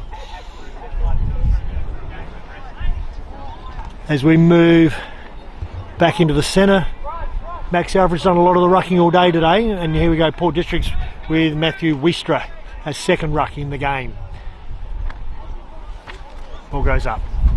Wistra out bodies, gets underneath the ball, pushes in the side, handball down. Handball by Heffernan over the top. Wistra settles, big body, stands in the mud. Heffernan lowers the eyes. Shepherd, beautiful hands in front of him. Player rides him into the ground, smacks. Another good smother. Follow up there by Edward Shaw, really well played. Umpires tackling, letting him go, and he's called it holding the ball. It's a tough call. Player went down, bend up, picked the ball up, got tackled, pulled to the ground, and umpires hit it. I don't think you tried to get rid of it, son. I reckon you held onto it and just sat on it. And I reckon this is Jason Niskahus. Same place as the last goal, 40 metres out, straight in front. That was a good kick from before, where Gavin Shepherd had the ball and he sent it to Tom Gray, because that is the hard pocket to kick the ball from over there. So we're straight out in front. Jason Niskahus kicking for his first. Let's see how he goes. Hits it a little bit fat, and it just crosses to the left-hand side for a point. And the loud yell out there from Port Districts, who are still on it, lock it in. Margin 70 points now. Port District only another couple goals off from reaching over the 100-point mark. Large kick out that one was from Old Iggy's, but it's another kick out that hasn't hit a target directly. The contest remains alive on that outer wing, but eventually Benjamin Gould forces it back over the line. We'll have another throw in. There's a marquee on the far side. A couple fans will be riding this throw in. Throwing it in on that side. Might be a little easier now. The wind's just eased off a tiny bit. Wistra is doing the ruck duties there. Port Districts with the clear out. Oh, big collision. Pack goes down. No mark coming out of it. Scrambling reinforcements on that defensive forward arc. Old Iggy's find a way to get it out, but only as far as the far side wing, which they've been stuck on for the last minute or so now here. 13 goals 12, 90, 3 goals 2, 20. You're watching the Make Sure Ratify live stream with Tim Pillion as well as Indiana Rogers. Ball thrown in on the far side of the ground. Trying to balance it out here was Gaffney, but wasn't quite able to get that one out. So play's just stagnated a bit here. It'll give Old Iggy's just a chance to catch their breath a bit and maybe muster up something slightly more defensively efficient. On the outer wing, play's got a bit of a lull. Let's see if we can get this fired up. Alfred, Wistra, double-handed tap forward, kick forward by Port Districts in front, well played. 13, Tom Gray picks the ball up, handballs out wide, left foot, centres the ball, players looking everywhere. Oh, there he is. Gavin Shepherd just walks in, bumps his player out of the way with his arms high in the air, long stretched arms, reminding you of Stephen Copping for the you out there. I think very good player, played for both Glenelg and Essendon. Just seems to have that touch about him. So, the angle we're all been talking about, where the wind is the swirliest and the trickiest, but he is only 20 metres out. Walks in, looking for his fourth goal. Punches it, and this one goes straight over the umpire's head. Very happy, pumps that over. For Gavin Shepherd's fourth goal, I reckon he's had many marks and going really, really well at the forward structure there, with Batty having 5 and Shepherd having 4. They've got great structure down there. One a leading forward and one a good high marking forward. They're starting to stretch the ball out a bit, Hindy. Definitely an early contender for the Archie Thongs and Dartfish Beanie. Gavin Shepherd, 4 goals on the records at the moment. And that makes it 14 for the match now for Port Districts. One more goal away from getting to that triple-digit mark. This time the centre clearance goes the other way. Bounced not favourably for Sean Davidson, but somehow Port District still managed to weave it through to the broadcasting side wing. Desperate to keep it alive here. Heffernan got a clean hand pass to it. Dean off. Oh, big collision. It's going to be called a high tackle. He'll get the ball back here. Looks into the middle because he's got a vacant corridor ahead of him. Only temporarily vacant though. The man on the mark eventually makes his way over. So they go to the other far side of the ground. That is vacant. And a little bit of a lead on. No mark for Gavin Shepherd again. Ferrari desperate to get his team out of trouble. That looks like Alfred at the other end of the ground. Kicking long and kicking far too wayward to register a kick that remains in play. Smush. Thomas Smush takes it polite with the kick. Nothing too risky. Hawkins. And good lead on mark will be paid. I don't know. I don't think that's Gavin Shepherd again. Could it be? No, don't think so. Well, doesn't matter. He's kicked it off anyway. Oh, Trent Heffernan, was he paid the mark? Yeah, I guess he was. He had enough of it, but chop at the arms might have been the actual call, in fact. So they've sent it up a much more probable shot here, and well, despite having a very good game, Trent Heffernan is actually yet to add his name to the list of goal kickers. So this would be a nice opportunity to do so. To take his team into triple digits. To put his name on the scoreboard. His kick is wayward. 14 goals, 13 now. Just above 50% efficiency on the scoreboard. Edward Shaw gets the ball this time for the kick in. They've gone on Noah Layden many times, but now they've gone. He's gone the other side, kicks it long. That's a lovely kick, deep and wide. Big pack falls, and the ball goes out of bounds. Okay, so Iggies have decided to play the defensive side of the ground now. It's all about hanging on and trying to stop the damage on the scoreboard. I think we might see a bit more defensive play. Hence the Port District's players of half back are coming up and building that wall. They're not going anywhere forward. Max Alfred, beautiful tap down, but unfortunately stolen by Port Districts, and Sam Gray kicks the ball deliberately, not deliberately, but out of bounds. Last touch rule, deep in the forward pocket for Port Districts, or in the back pocket for Iggy's near the light tower in the deep windy pocket. Off he goes again, Edward Shaw. Lovely long kick. Pack, Sam McKay, beautiful mark. That's what ruckman do, stand behind the play. He's going to go back. He's got a booming kick on him as Sam McKay. Just depends. He's going to go short. There you go again. Doesn't find his distance. Sam Gray gets the handball, little underground handball, back to Sam Gray again. Turns, kicks on his left and over the head. That was touched, not play on. Tom Gray claims the mark, gets the handball out to Benjamin Gould on the left foot and misses to the near side. Exactly 50% efficiency now on the scoreboard. 14 goals, 14 points, and 28 scoring opportunities compared to just 5 on the board at least for Old Iggies. They look inward, almost a turnover there, but it finds its way into the right hands. Bradley Jones. Dangerous kick towards the wing. It's intercepted by Matthew Wiestra. He wastes no time. He liked the look of the one-on-one that he had on the outer side with Dwyer.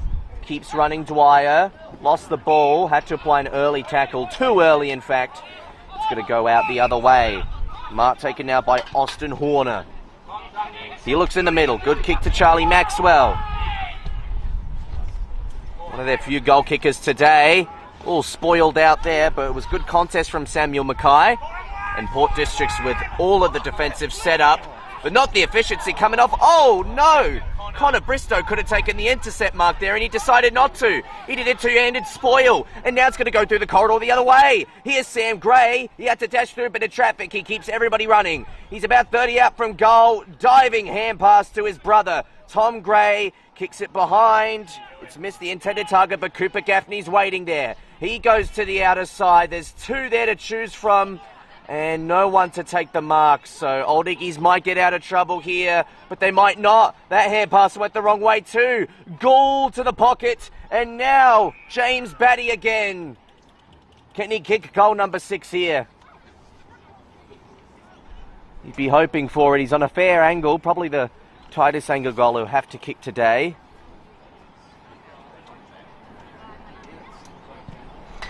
He snaps around, won't make the journey. Oh, almost tapped on the boot of Samuel Mackay for a sneaky goal there, but instead it's just a minor score, and now 14 goals, 15.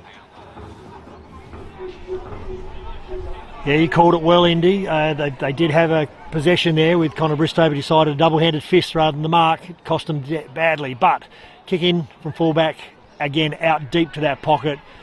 Looks a bit high, but the umpire says no, give it to me. Port District's 14 goals, 15. They need to be very sensible with their kicking here. Don't want to ruin and waste this opportunity of kicking 20 goals for the match. Tap down. Umpire lets it go. Players.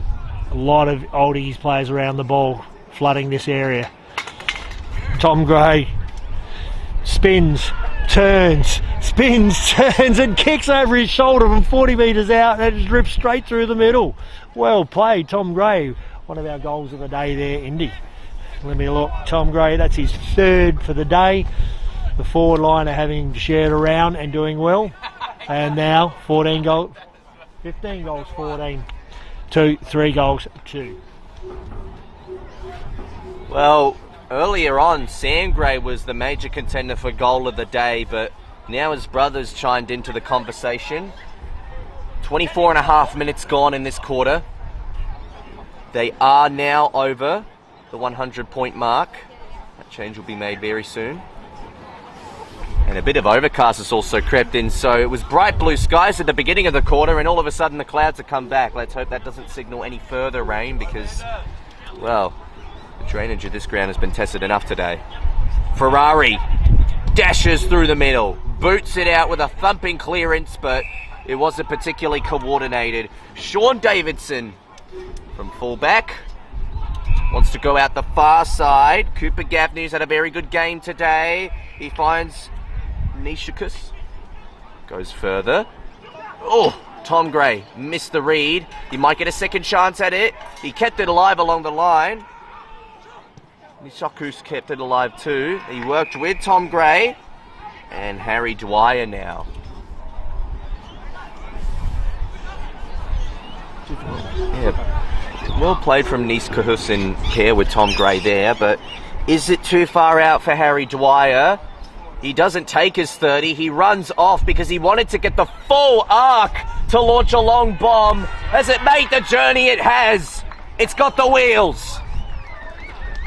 Another contender for goal of the day, this time courtesy of Harry Dwyer. I'm calling in the background the commentator's curse. Too far out, he's looking to spit, and he didn't, he just went boom, so straight through he goes. Very good goal in those conditions on that side. Was shepherded through on the line. Let's not give him too much doubt there, but that's how you do it. All right, Port District starting to open the game up a little bit here. 25-minute mark, less some time on. They've got an opportunity here to get a couple more. Weister in the ruck up against Max Alfred. Max Alfred no one to change with, looking tired, hands on his knees. Jumping his heart out, let's go. Gets over the top again, he's still doing it. Tackle by Ferrari. Port District's boys are starting to read his taps a little bit here now. Mitchell Gaffney. Over the back, straight over there to Sam Gray. Handballs forward. Umpire lets the player get slammed into the ground, lets it go. Iggy's got the ball. Connor Bristow kicks forwards. Good mark in the back line. Matthew Liardo takes that defending mark, stands under the ball beautifully, kicks it long to the wide. They got the runners. Good tackle. Good tackle. Umpire says, throw it in. There was just a little bit of a late smack there after the ball, and there's a little bit of heat on this. A little bit of voice from the crowd on the other side there. Let's see if Iggy's can fire up a little bit more. Alex Alfred again, taps, back again, follows up, hands. Ferrari beautifully into the centre of the ground. Tom Vanderjooge spoiled by Alex Dinoff, just too high. Plays on quickly, oh, kicks it out wide. Oh my God. Edward Shaw falls over, grabs his ankle. That's unfortunate. Good handball there by Harry Dwyer. Gives it over to Shepherd. Looks, steadles, just kicks it through beautifully. And Gavin Shepherd kicks his 5th goal after a good handball there by Harry Dwyer. Great team play. After the unfortunate act of Edward Shaw coming out, trying to stop, and his ankle went from underneath him and turned the ball over. Very nicely done there. The finish from Gavin Shepherd, the turnaround, the kick was the easy part of what he did, but that's what happens when you get teammates goal side. It just gives you that free reign opportunity at eating the goals up. And that's number 5 now for Gavin Shepherd, on par with James Batty's 5 goals. He's also played a little bit more up the ground, so you could argue which one's been more impressive, but now Gavin Shepherd has put together a monumental game, one of his best for the year, that's for sure. Oh, little flick out there. Mitchell Gaffney fighting for it. Heffernan looks to the outer side. Wise decision. Swish. Oh, mark not paid. It hit the turf before it landed into the hands, and instead it'll just be a simple task of throwing it up. So the rain has come back here. We dreaded it coming back, but it has arrived, and so is a little bit more overcast behind us. Does it look like too much more blue sky is left? Oh, awkward little torp. Pointed forward. Didn't fall into anyone's hands. Under a lot of pressure there was Vanderjooge to get it rid of it. Now it's gone the other way. Dinoff fighting it off. Well done there from Dwyer. And taken over the line as the siren goes for the end of the 3rd quarter. 17 goals, 14. Port Districts aren't far away from winning this game by a triple-digit margin. They need to make up that percentage. Old Iggies look like they might have run out of legs, but stay tuned because Port District, well, there are a lot of days putting their hands up for the beanie at the moment. Anyone could pick a time to shine in that last quarter and really make a statement to make this margin bigger and bigger. But as it stands, it's a 96-point game at Largs Bay Oval. You've been watching the Make Sure Ratify live stream with Tim Pillion and Indiana Rogers. We're going to take a break now. Rainbow in the sky, overcast. We'll take a break.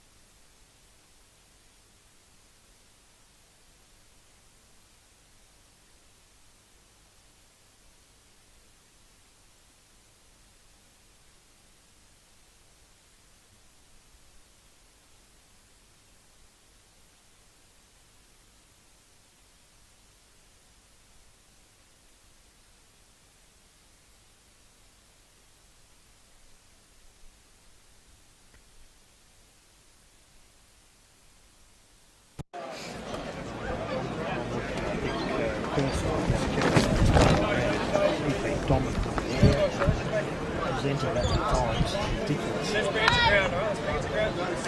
Let's go. I love it.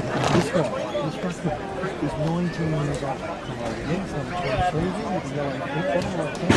He's 19, not a natural footballer, but he's effortless. Well, my votes for the beanies right now as it stands, I think Gavin Shepherd's probably going to win it. He's in front. Yeah. Sam Gray would get my 2 votes for James Batty. Maybe flip those 2 around. Batty 2. Cooper Gaffney is the only other one. Yeah, Cooper Gaffney is. I agree with all 3 of those. Cooper Gaffney's the only one I'll take and sneak in there. Yeah, I think it's just because Sam Gray's had those individual moments. Yeah, that's the Your call, not mine. Yeah. I'll do my talking, that's all. And the only strange has been Will Ferrari. That's just on his ruck. He hasn't done a little few things behind the play, but not much else. Oh, it's all about how much now. I do know also that they play. Better write that down.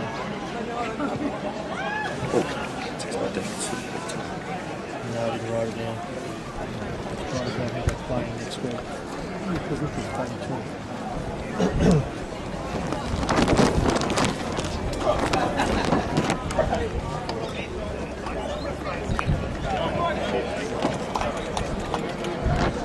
Oh, get off.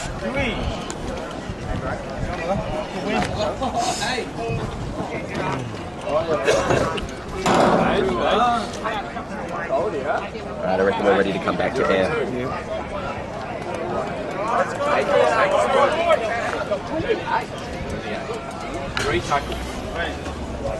Run 3-2.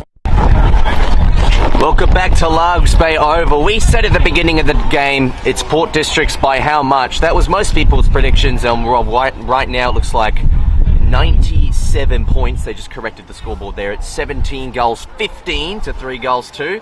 And there's a lot of early contenders for the Beanie. I reckon Gavin Shepherd currently leading the race with those 5 goals, but if James Batty or Sam Gray have a big purple patch in this last quarter, they could also be contending for it. Also Cooper Gaffney, but a major role player. Who's been some of the best players for Old Iggy's, Tim? Yeah, Old Iggy's, the two that stand out for me is the huge effort from Max Alfred in the ruck. He's done some good things. He drops behind the ball straight away. Of course, in the centre, Will Ferrari. Again, I point out the fact that Charlie Maxwell's really clean and done well for limited opportunities, and a couple of boys down back have done well as well. Quinn Spencer and Noah Layden. Well, here we are. The final quarter of this round 11 match from Largs Bay Oval. You're tuning into the Make Sure Ratify live stream with Tim Pillion and Indiana Rogers, set to give you the best coverage possible for the remainder of this game. Underway. Max Alfred got the tap out. A useful start, although it won't do much at this stage. Sam Gray flicked it out. Quick hands. Really nice stuff. Matthew Wiestra now going forward. Who's going to get onto the end of this one? It looks like Old Iggy's doing a better job defending goal side. Oh, shocking kick off the boot, though. Just came off the side of the studs there. And it's going to have to come back into the hands of Port Districts. Instead, it will be Shret Heffernan taking a shot at goal. Tight angle, not the most probable position, but he can centre it up if he wants. Taking his time. Plays on by stepping off his mark, lets the wind carry it. Almost a little too much. Oh! Big mark! No mark, in fact, just a goal from James Batty. Goal number 6. He's back in front on the leading goal kicker tally for this game. And they are now winning by 103 points. Opportunist goal there, James Batty, front and square. Good kick into the goal square. Iggy's players needed to put the fist into the ball and push it over the line for the point. It dropped down to the centre of the square. Batty slammed it straight onto his boot. Kicks a goal. Very smart player. From the little part I've seen of him today. Very clever, body positioning, knows where to lead, knows where to be. Let's watch this centre bounce. We've got Wiestra in the ruck. We've got Alfred in the ruck. He's still jumping well. He's getting his hand to the ball. But you'll find Tom Gray, Sam Gray are actually getting in under the ball and reading his taps. He's hit it long and wide this time. Missed everyone. Great hands. Will Ferrari. Beautiful balk. Handball to the wingman running wide. Kicks forward. Reaches high. Well done by Liam Ferns to play in front there and get the ball away from him as they recover. Back to Smush.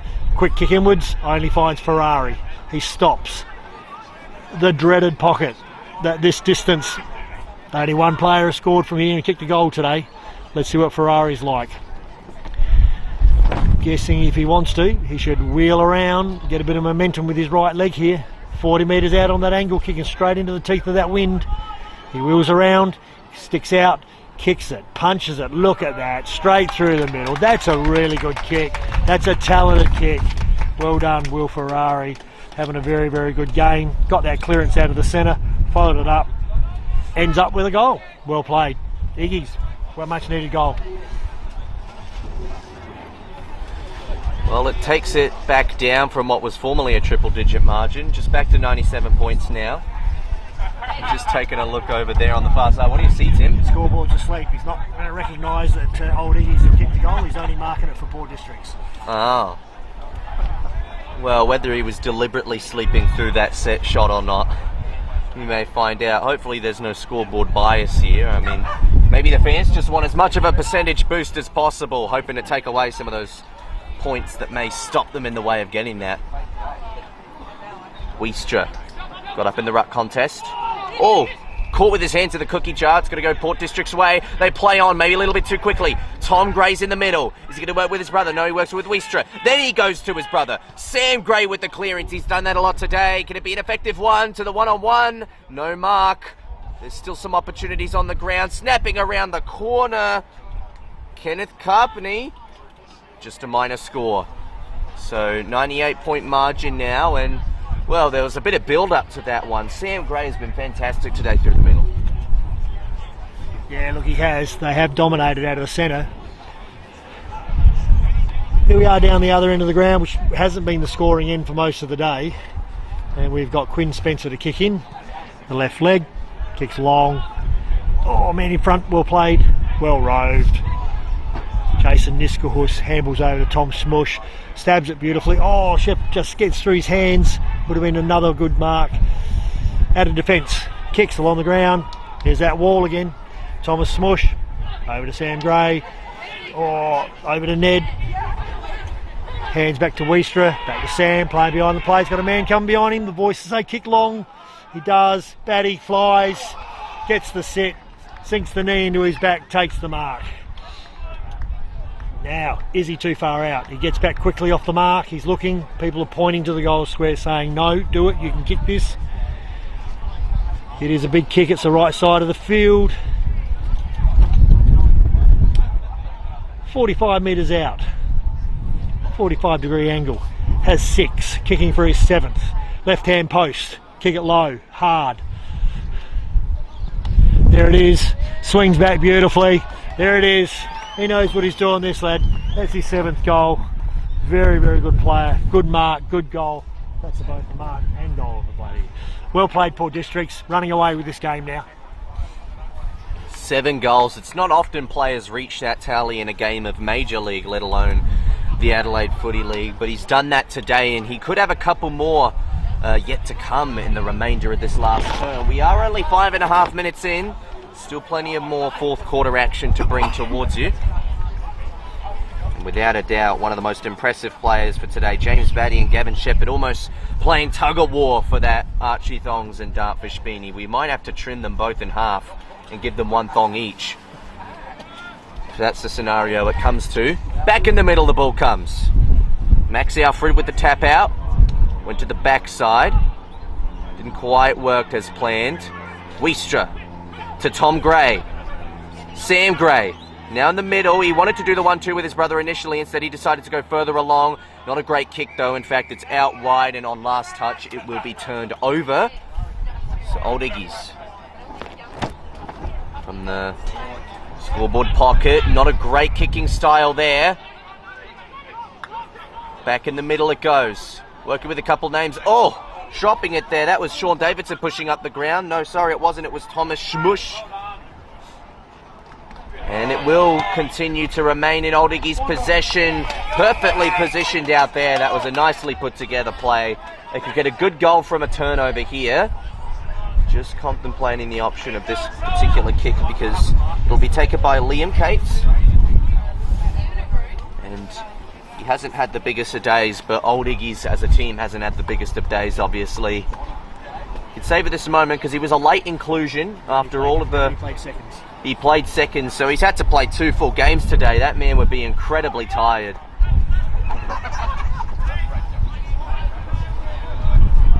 Taking the set shot from about 30 out. Wind just coming in light, wind coming in a bit heavier. And that one started on line, but you can see the wind carrying that one off. And, well, he's been a fighter today, Liam Cates. He's really had to fight through 2 full-on matches and 2 very one-sided matches against his favour.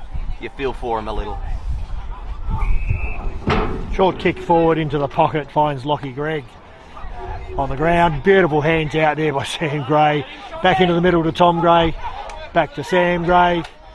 On the left foot, punches it low, got a hand to it. Will Ferrari, handball underneath. Back, Thomas Ryan, strength. Ball goes slowly out of bounds.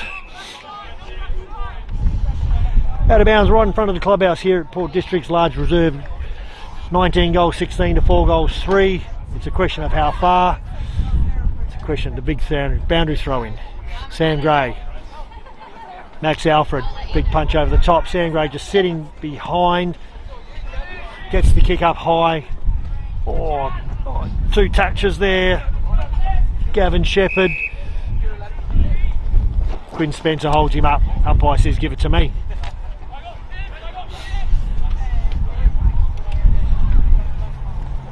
Sam Gray back down. Will Ferrari gets the ball. Then Sam Gray runs through. Beautifully just played a kick behind the play. Smashes it long forward. Good hands out to Heffernan. There's the forward lead. Batty leads out wide. Look at that kick. Hits him on the chest and he's dropped it. He's fallen over. Bounces off his chest. Old Iggy's get the ball and ready to clear. Took the long time to kick the ball there with a bit of pressure. Turned over. Great attack on the ball there by James Hogan. Gets the ball out again. Use the runner out wide. Decides to kick it to him and finds him. Brandon Lord plays on quickly. Kicks it straight out of the forward. And he gets off hands and through for a point. That attack on the ball in the centre of the ground there by Austin Horner was the reason they got the ball from one end to the other. And that's the sort of effort they need to show. Oh, it was nearly a goal at the other end if James Batty had just taken that mark. Of course, it wouldn't be very costly for any reason other than percentage at this stage of the game. But now Port District's turn to try and score from the defensive half. Won't happen with a kick like that. It's gone over the heads of everyone, and on last touch, no, it must have come through hands because umpire's actually going to throw it in. So it won't be last touch. We've reached the 10-minute mark of the fourth quarter for those tracking. Hope you're enjoying our coverage from wherever you're watching from across the nation or the globe for that matter. You can stream from anywhere around the world. Thrown in close. Ooh, tight contest. Mitchell Gaffney was doing a bit of work back there. They go back to go forward, or maybe they just go backwards. They ran into more pressure than they were ready for, and they've been penalised for it. Holding the ball, it's Will Ferrari again. An opportunity for him. He kicked a goal earlier in the quarter from pretty much the exact same spot. He's correct. He's once again been a huge shining light on a very gloomy season for Old Iggy's. You can hold their heads high knowing that he is a club classic. And that's another classic goal. 2 in the quarter for Will Ferrari. A little consolation prize for Old Iggy's fans. Shining light Will Ferrari for the Old Iggy's today.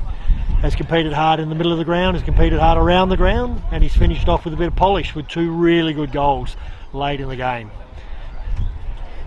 19-16 to 5 goals 4.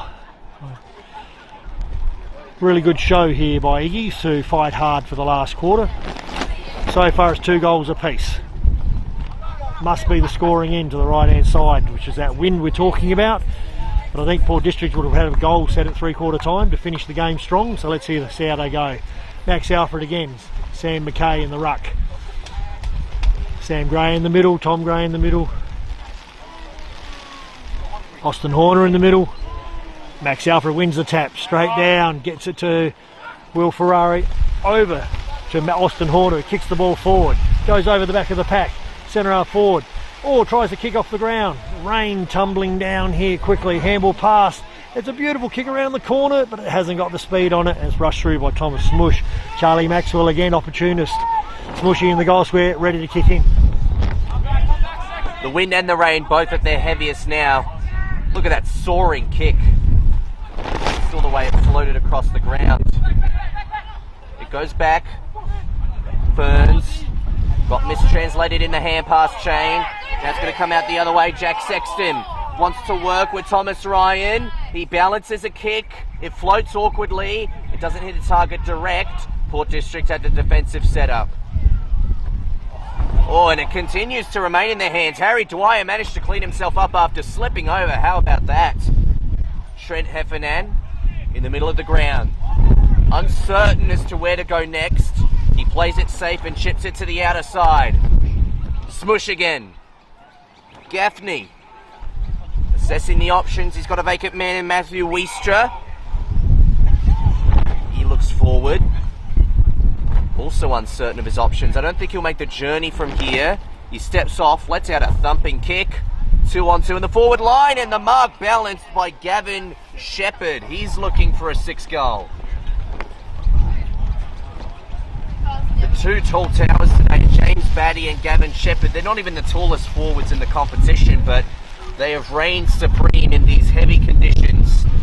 They don't faze Shepherd, although, well, it was an awkward looking kick. I reckon that's just gone in through a goal. He made the umpire work his way on that angle, but goal number 6 for Gavin Shepherd nonetheless. He could still be on his way to a beanie. It's a one-sided game on the scoreboard, but the fight between Batty and Shepherd for that beanie and thongs is right going down to the wire.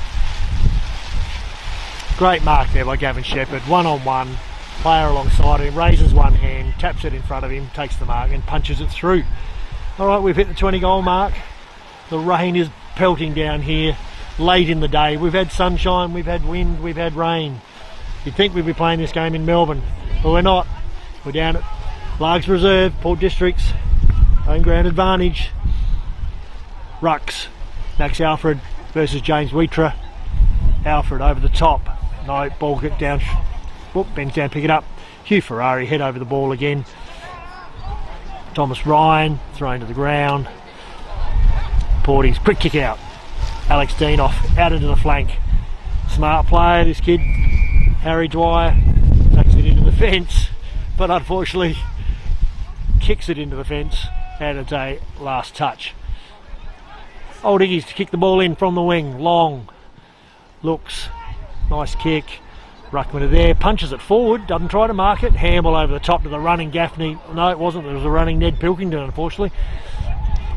Ball hits the ground. Handball backwards, handball backwards. Always got someone behind the ball, Port Districts. Here he is again. Great leap. Good spoil by Quinn Spencer. Ball kick forward. Tom Gray. No. Oh, slides in. Touched the ball out. Umpire calls that a throw. One-handed, unfortunately, scooped it. And guess what? That left foot snap by Tom Gray didn't make it. Bounced in the goal square and came back out again. Rain continuing to come down here. In fact, it's starting to sneak a little bit under us, I reckon. We got a couple droplets in the office at the moment. But meantime, from half-back, Old Iggy's looking to get maybe a couple more consolation prizes. If they can avoid losing this game by triple points, then that would be handy. Port District still want to get that percentage boost though.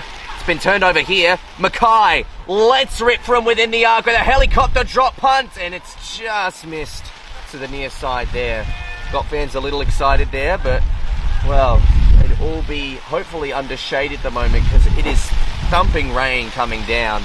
We were really hoping we wouldn't see any more for the rest of the afternoon. It was only bright blue skies 45 minutes ago. How things have changed.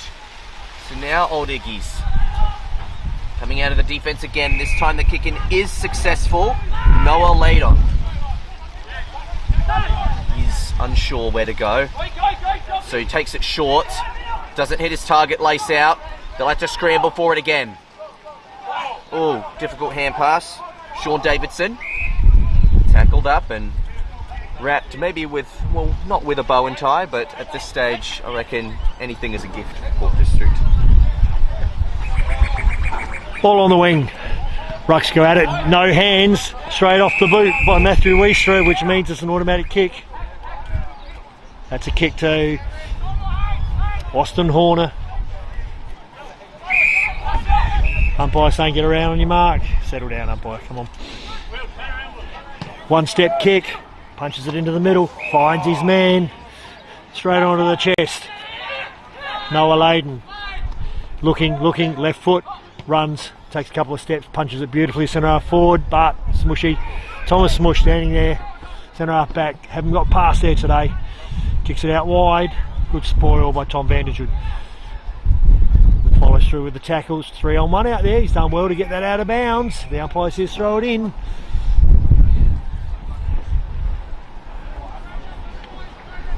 Players are running over there to the outer side. Boundary throw in, 50-metre mark, heading towards the right-hand side of your screen. Old Iggy's way. It's 3 goals to 2. It's 3 goals to 2 goals this quarter. They're fighting back really strong. Let's see if they can keep going. Quick kick. Will Ferrari balances it out beautifully with his strength through his legs. Liam Firms tries to take a backward mark, recovers beautifully, handballs to Smush, kicks wide.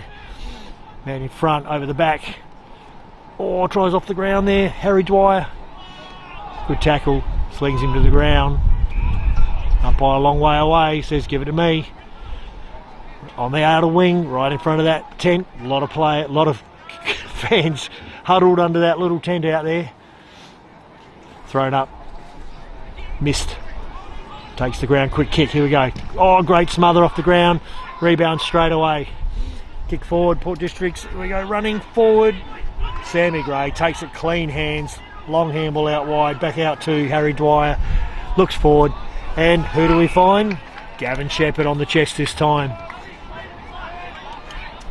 He's had a big day, Gavin Shepherd. He's taken a lot of marks. Sitting 35 metres out directly in front. And on a day where he's kicked 6 goal 2, we'll see how this hands up. Little bit of left-hand post as he knows. Just sits it up beautifully. It drifts a little bit to the right. It drifts too far to the right. Unfortunately, the umpire says 1 point. That's unfortunate. Oh, that was to go back on par with James Batty for the leading goal kicker of the game. Oh, we're really going to have to decide who wins that, Beanie. This is really flip of the coin stuff now. We're almost 20 minutes in. Not much time left. There haven't been too many scores in this quarter. After a goalless third quarter, at the very least, Old Iggies have added 2 more to the tally now. Oh, nice chip kick over there. Will he take the low probability shot? Not sure who that is at the far end of the ground. Hard to see. That might be Kenneth Carpenty. Not 100% sure. So it's another kick into turnover, and that'll be something for the coaches to look at when they get the Dartfish statistics within the coming days. The kick-ins to turnovers. He decides to take the low probability set shot and works the angle fantastically. We're going to have to get a look at him and make sure it's the man we think it is. And just trying to get an eye on the one who kicked that. Trent Heffernan. Trent Heffernan, I reckon. Probably our best guess at the moment. Well, it doesn't matter who they're coming from. The goals are coming from everywhere at the moment for Port Districts. It's the blue boots, the aqua boots that threw us. Gaffney's got the same boots on, but the right footer, Gaffney's a left footer. It's home ground advantage. You probably have shots from goal from that pocket all the time when you're mucking around at night time, so he knew exactly what to do and slotted it straight through. Back in the centre, thrown up. Wheater, Alfred again, down. Wheater follows up, gets the handball out the back to Tom Gray. Running forward now. Beautiful kick. Kenny Carpenty out wide. Batty runs over the ball. This will go out of bounds. On the 50-metre arc, left-hand pocket. Heading to the northern side of the ground, Port District's way.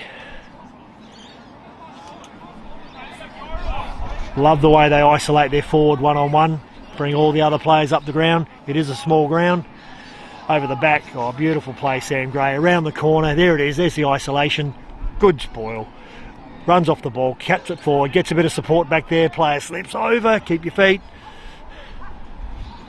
Fights really hard, keeps it down there. But that's exactly what we're talking about, that one-on-one goal square pressure. When you've got 2 forwards kicking lots of goals and they use their body as well as they do, that's what you want to isolate. Umpire throws the ball up deep into the pocket. Iggy's are back there, quick kick out and finds Mitchell Gaffney. Quickly plays on over to Benjamin Gould, left foot, has a look, swings late. Point, another point. Oh, you don't want to waste these opportunities, Port Districts.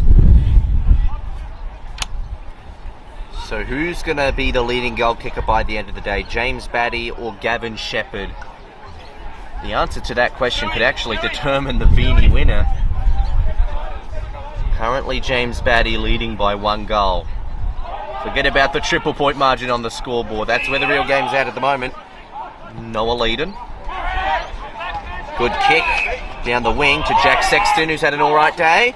Thomas Ryan working his way around a couple opponents, but it's been spoiled off of his intended target.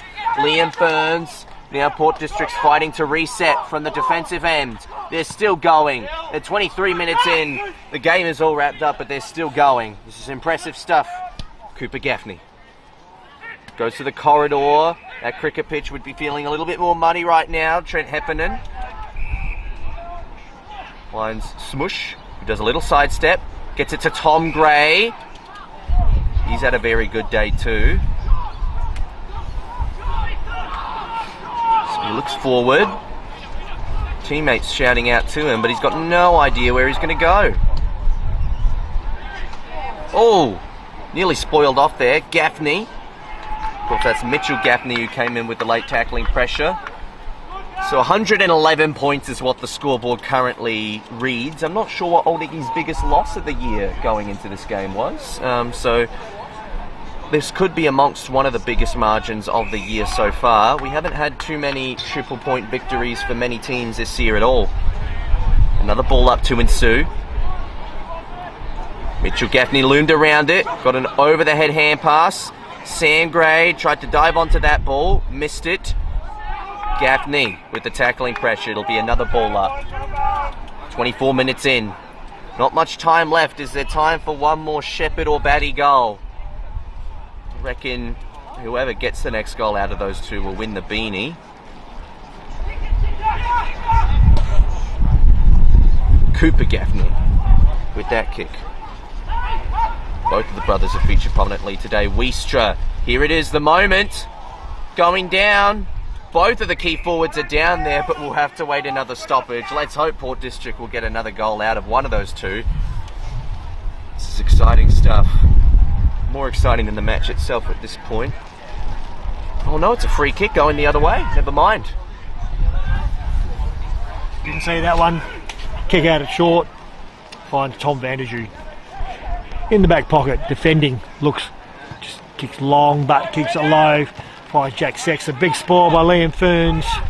Weeder looks good. Looks once, looks twice. Just gets caught. Oh, oh, shit. Sorry about that. Player's just slipped and ran straight into the fence here. And he's hit his knee straight into the fence. We just might put a hold on this, guys, because what happened there was Matthew Wiestra, he just pirouetted past the player, slipped and slid straight into the fence. And without seeing it firsthand, he's either hit the fence and hurt his knee, but he's grabbing the side of his knee, which means he probably has hurt an ACL or a PCL per se. Bit of pain there. Player's completely slopped. Or has he cut his knee? Let's have a look.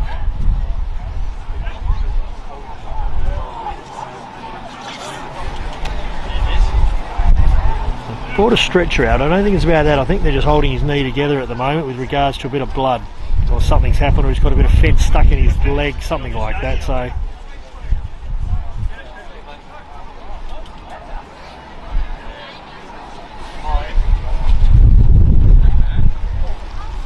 terrible stuff to see, Tim, especially this late into the game. Port District's about such a good day, and it's very unfortunate to see something like this happen so late, and especially Wiestra. He's really complimented Mackay well in the ruck. So been fantastic all day. Been really good.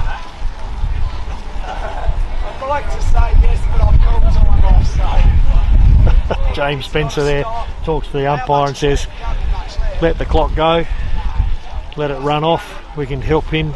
And the umpire says no, we've got to call time off and play the game out as per normal. Let's have a look, he's going to get up.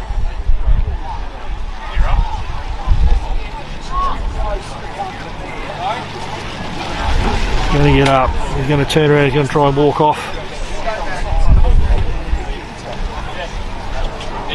Play straight away, guys, and as soon as it's clear, just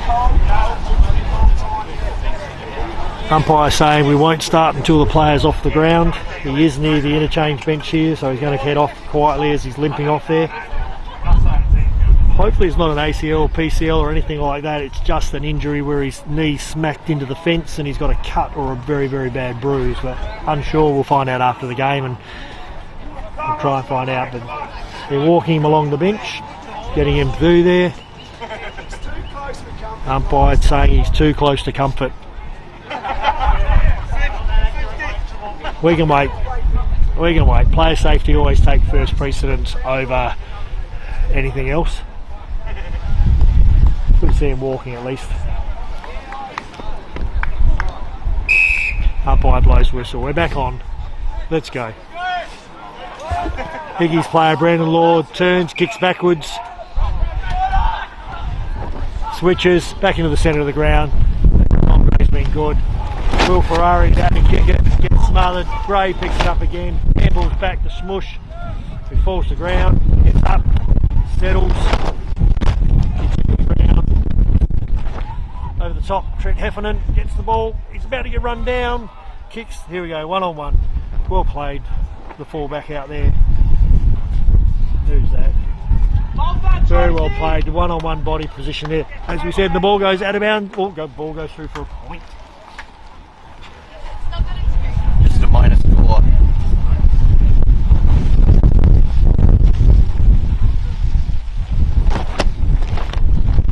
Not much time left in this game. Rain really coming down. Wind really blowing in. These are the worst conditions in the dying moments of the game. And it's been intercepted and marked. Looks like Sam Gray. Spencer played on there. Tried to do a short pass and changed direction, and Sam Gray just chopped in and cut him out. So Sam Gray. Put a bit of icing on the cake. It's not the hardest shot of the day, but it's the shot in the hardest conditions of the day. Everything's picked up at the moment. In he comes. Oh, he timed that kick beautifully. Goal number 3 for the day for Sam Gray. Another valuable asset to this fantastic Port Districts team. They've really put on a clinic this afternoon. Good kick. Sat it up. The camera was right behind it. Know the conditions well here, that beautiful wind. And here we are, probably in the worst conditions for the day, with the wind starting to pick up and the rain starting to come down. The game is well and truly over. It's all about percentage. It's all about timing now. The clock shows nearly 31 minutes, but we know there was some good time on with that incident and accident on the boundary line here. We're back in the centre. Okay, we have a new ruckman in the middle.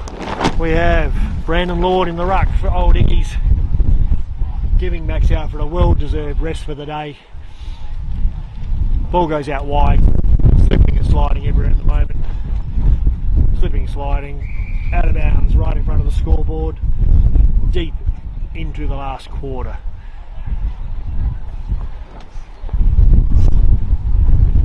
Players are still will spread.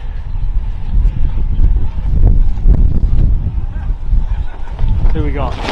Liam Ferns is in the ruck now for Port Districts, also giving Sam Mackay and Wheatra, obviously, who's gone off, a rest. Late in the day, giving everyone a bit of a rest, the big ruckman, so they're well short. Thrown up, Ferns punches it forward. Well played, Harry Dwyer around the corner, Batty in front, just drops it off the chest and it's pulled away. Austin Horner gets the ball, looks one step, punches it straight in the middle of the ground on the mud. Well marked there. Lord looks sideways, finds the half-backman running down. Sam Winter looking, sits it up out in front, 1-on-1, picks the ball from behind. Sean Davison just cleans up out the back. Ferns had it spent before he kicked it, or before he grabbed it on his left. The ball out of bounds right in front of the clubhouse. Deep into the last quarter. Bandy throw in. Oh, good punch out. Tom Gray bends down to pick up the ball and just hits his own teammate Benjamin Gould to get out of the way. I'm going for it. Heffernan first. Well played, Bradley Jones. Good handball out the back. Brandon Lord kicks long. Forward line. 2 players under the ball. Charlie Maxwell gets it. Gets tackled. Down to the ground. Left foot. Finds him on the ground. Gould slips over. Still dives and takes it. Plays on quickly. And here he is again. Gavin Shepherd getting kicks from the back lines now. Tom Gray, magnificent second half. Mark Heffernan, fantastic in the centre of the ground. Players running forward. He's looking, there's no one leading at him, but they're running forward. Sam McKay's his target. He looks, goes over the back. Where's the rover? Quinn Spencer gets it. Kicks long, kicks wide. And that calls the end of the game. Final scores here. 21-21 to 5 goals 4. Yes, well, I think that's just about a wrap for this afternoon. It was a busy afternoon. It was an exhausting afternoon for Old Iggy's. All the late changes and all those poor B-grade players that had to rush themselves back onto the field and play 2 full games back-to-back. It was busy work and it was a tough day to play out as well. 152 points to 34. It is a 118-point win for Port Districts. They'll get the percentage boost they needed without a doubt. Old Iggy's, lots of lessons to learn, and well, I think most of the players will just want to go home and get some rest after all of this because it was a tiresome day, but a big win for Port Districts. Don't forget them as far as finals are concerned, and well, I think it's just about time we announce our player of the day for Roll the Dice Media Player of the Year award. It will go to Gavin Shepherd of the Port Districts Football Club. He was wearing number 20 today. He kicked 6 goals, almost had as many as James Batty, but I reckon his around the ground influence was just a little bit sharper. James Batty, the deep option, and the way Gavin Shepherd managed to push up is undeniable. So congratulations to him. We will present you with the Archie Thongs and Dartfish beanie after the game, and many admirable names for Port District. The Gaffney brothers, the Gray brothers. Obviously, we mentioned earlier James Batty, and well, I reckon there were a lot of other impressive names for them as well, but in general, just a very outstanding afternoon. Tim, before we leave, can you just mention some of the best Old Iggy's players for me? Yeah, the best players for Old Iggy's today were Max Alfred, who in the ruck battered his heart out all day, actually got his hand to the ball a lot of the times, but just couldn't capitalise on it. But when they did, it was Will Ferrari, also fantastic with his 2 goals. Jack Sexton with his 2 goals. And I thought Quinn Spencer down back, Bradley Jones down back, Thomas Ryan tried hard. Look, an undermanned Iggy's today with nearly 5 or 6 of their better players out of the game, but Port Districts easily the best side on the ground today and big winners. All right, well, it's been a long day, but Tim, thank you very much for commentating with me. It was a pleasure working with you for the first time in the Adelaide Footy League. I hope to hear more from you throughout the year, and we'd like to thank all of you for joining in. We'd like to thank our sponsors as well, Archie Thongs, the Banner Crew, Dartfish and Filming Footy for making our coverage possible, Farmers Leap, Roll the Dice, and of course, make sure ratify our game day sponsor. We'd like to thank you all for making this coverage possible, and we would like to thank our coverage itself, because we think it's been very good today, and obviously we live stream all of the games throughout the week. Don't forget to tune into Between the Posts if you want to get a bit more of your footy feed on the Adelaide Footy League in particular and find out a bit more about what's going on around the competition across all the divisions. But we'd more importantly like to thank all of our viewers today and for all of our streams this year. We make these for you and we hope to give you the best coverage possible both today and tomorrow. Thank you very much for watching. This is Indiana Rogers and Tim Pillion signing out from Largs Bay Oval.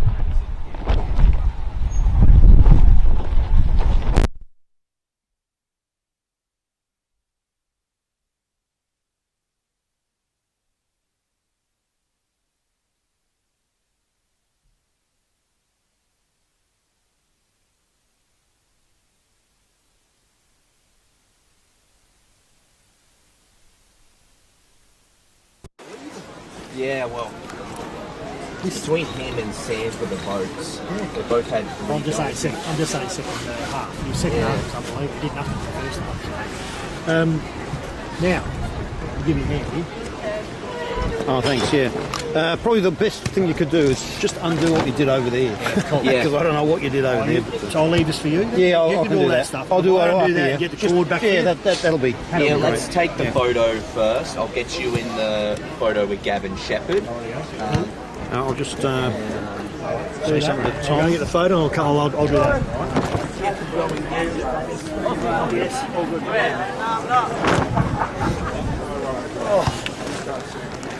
Thanks. Thanks for that, Tim. No worries. I'll be able to rip that down. And I'll take it back to the power board and give it to the lady that I know that gave it to me as well. Oh, thanks. Yeah, good.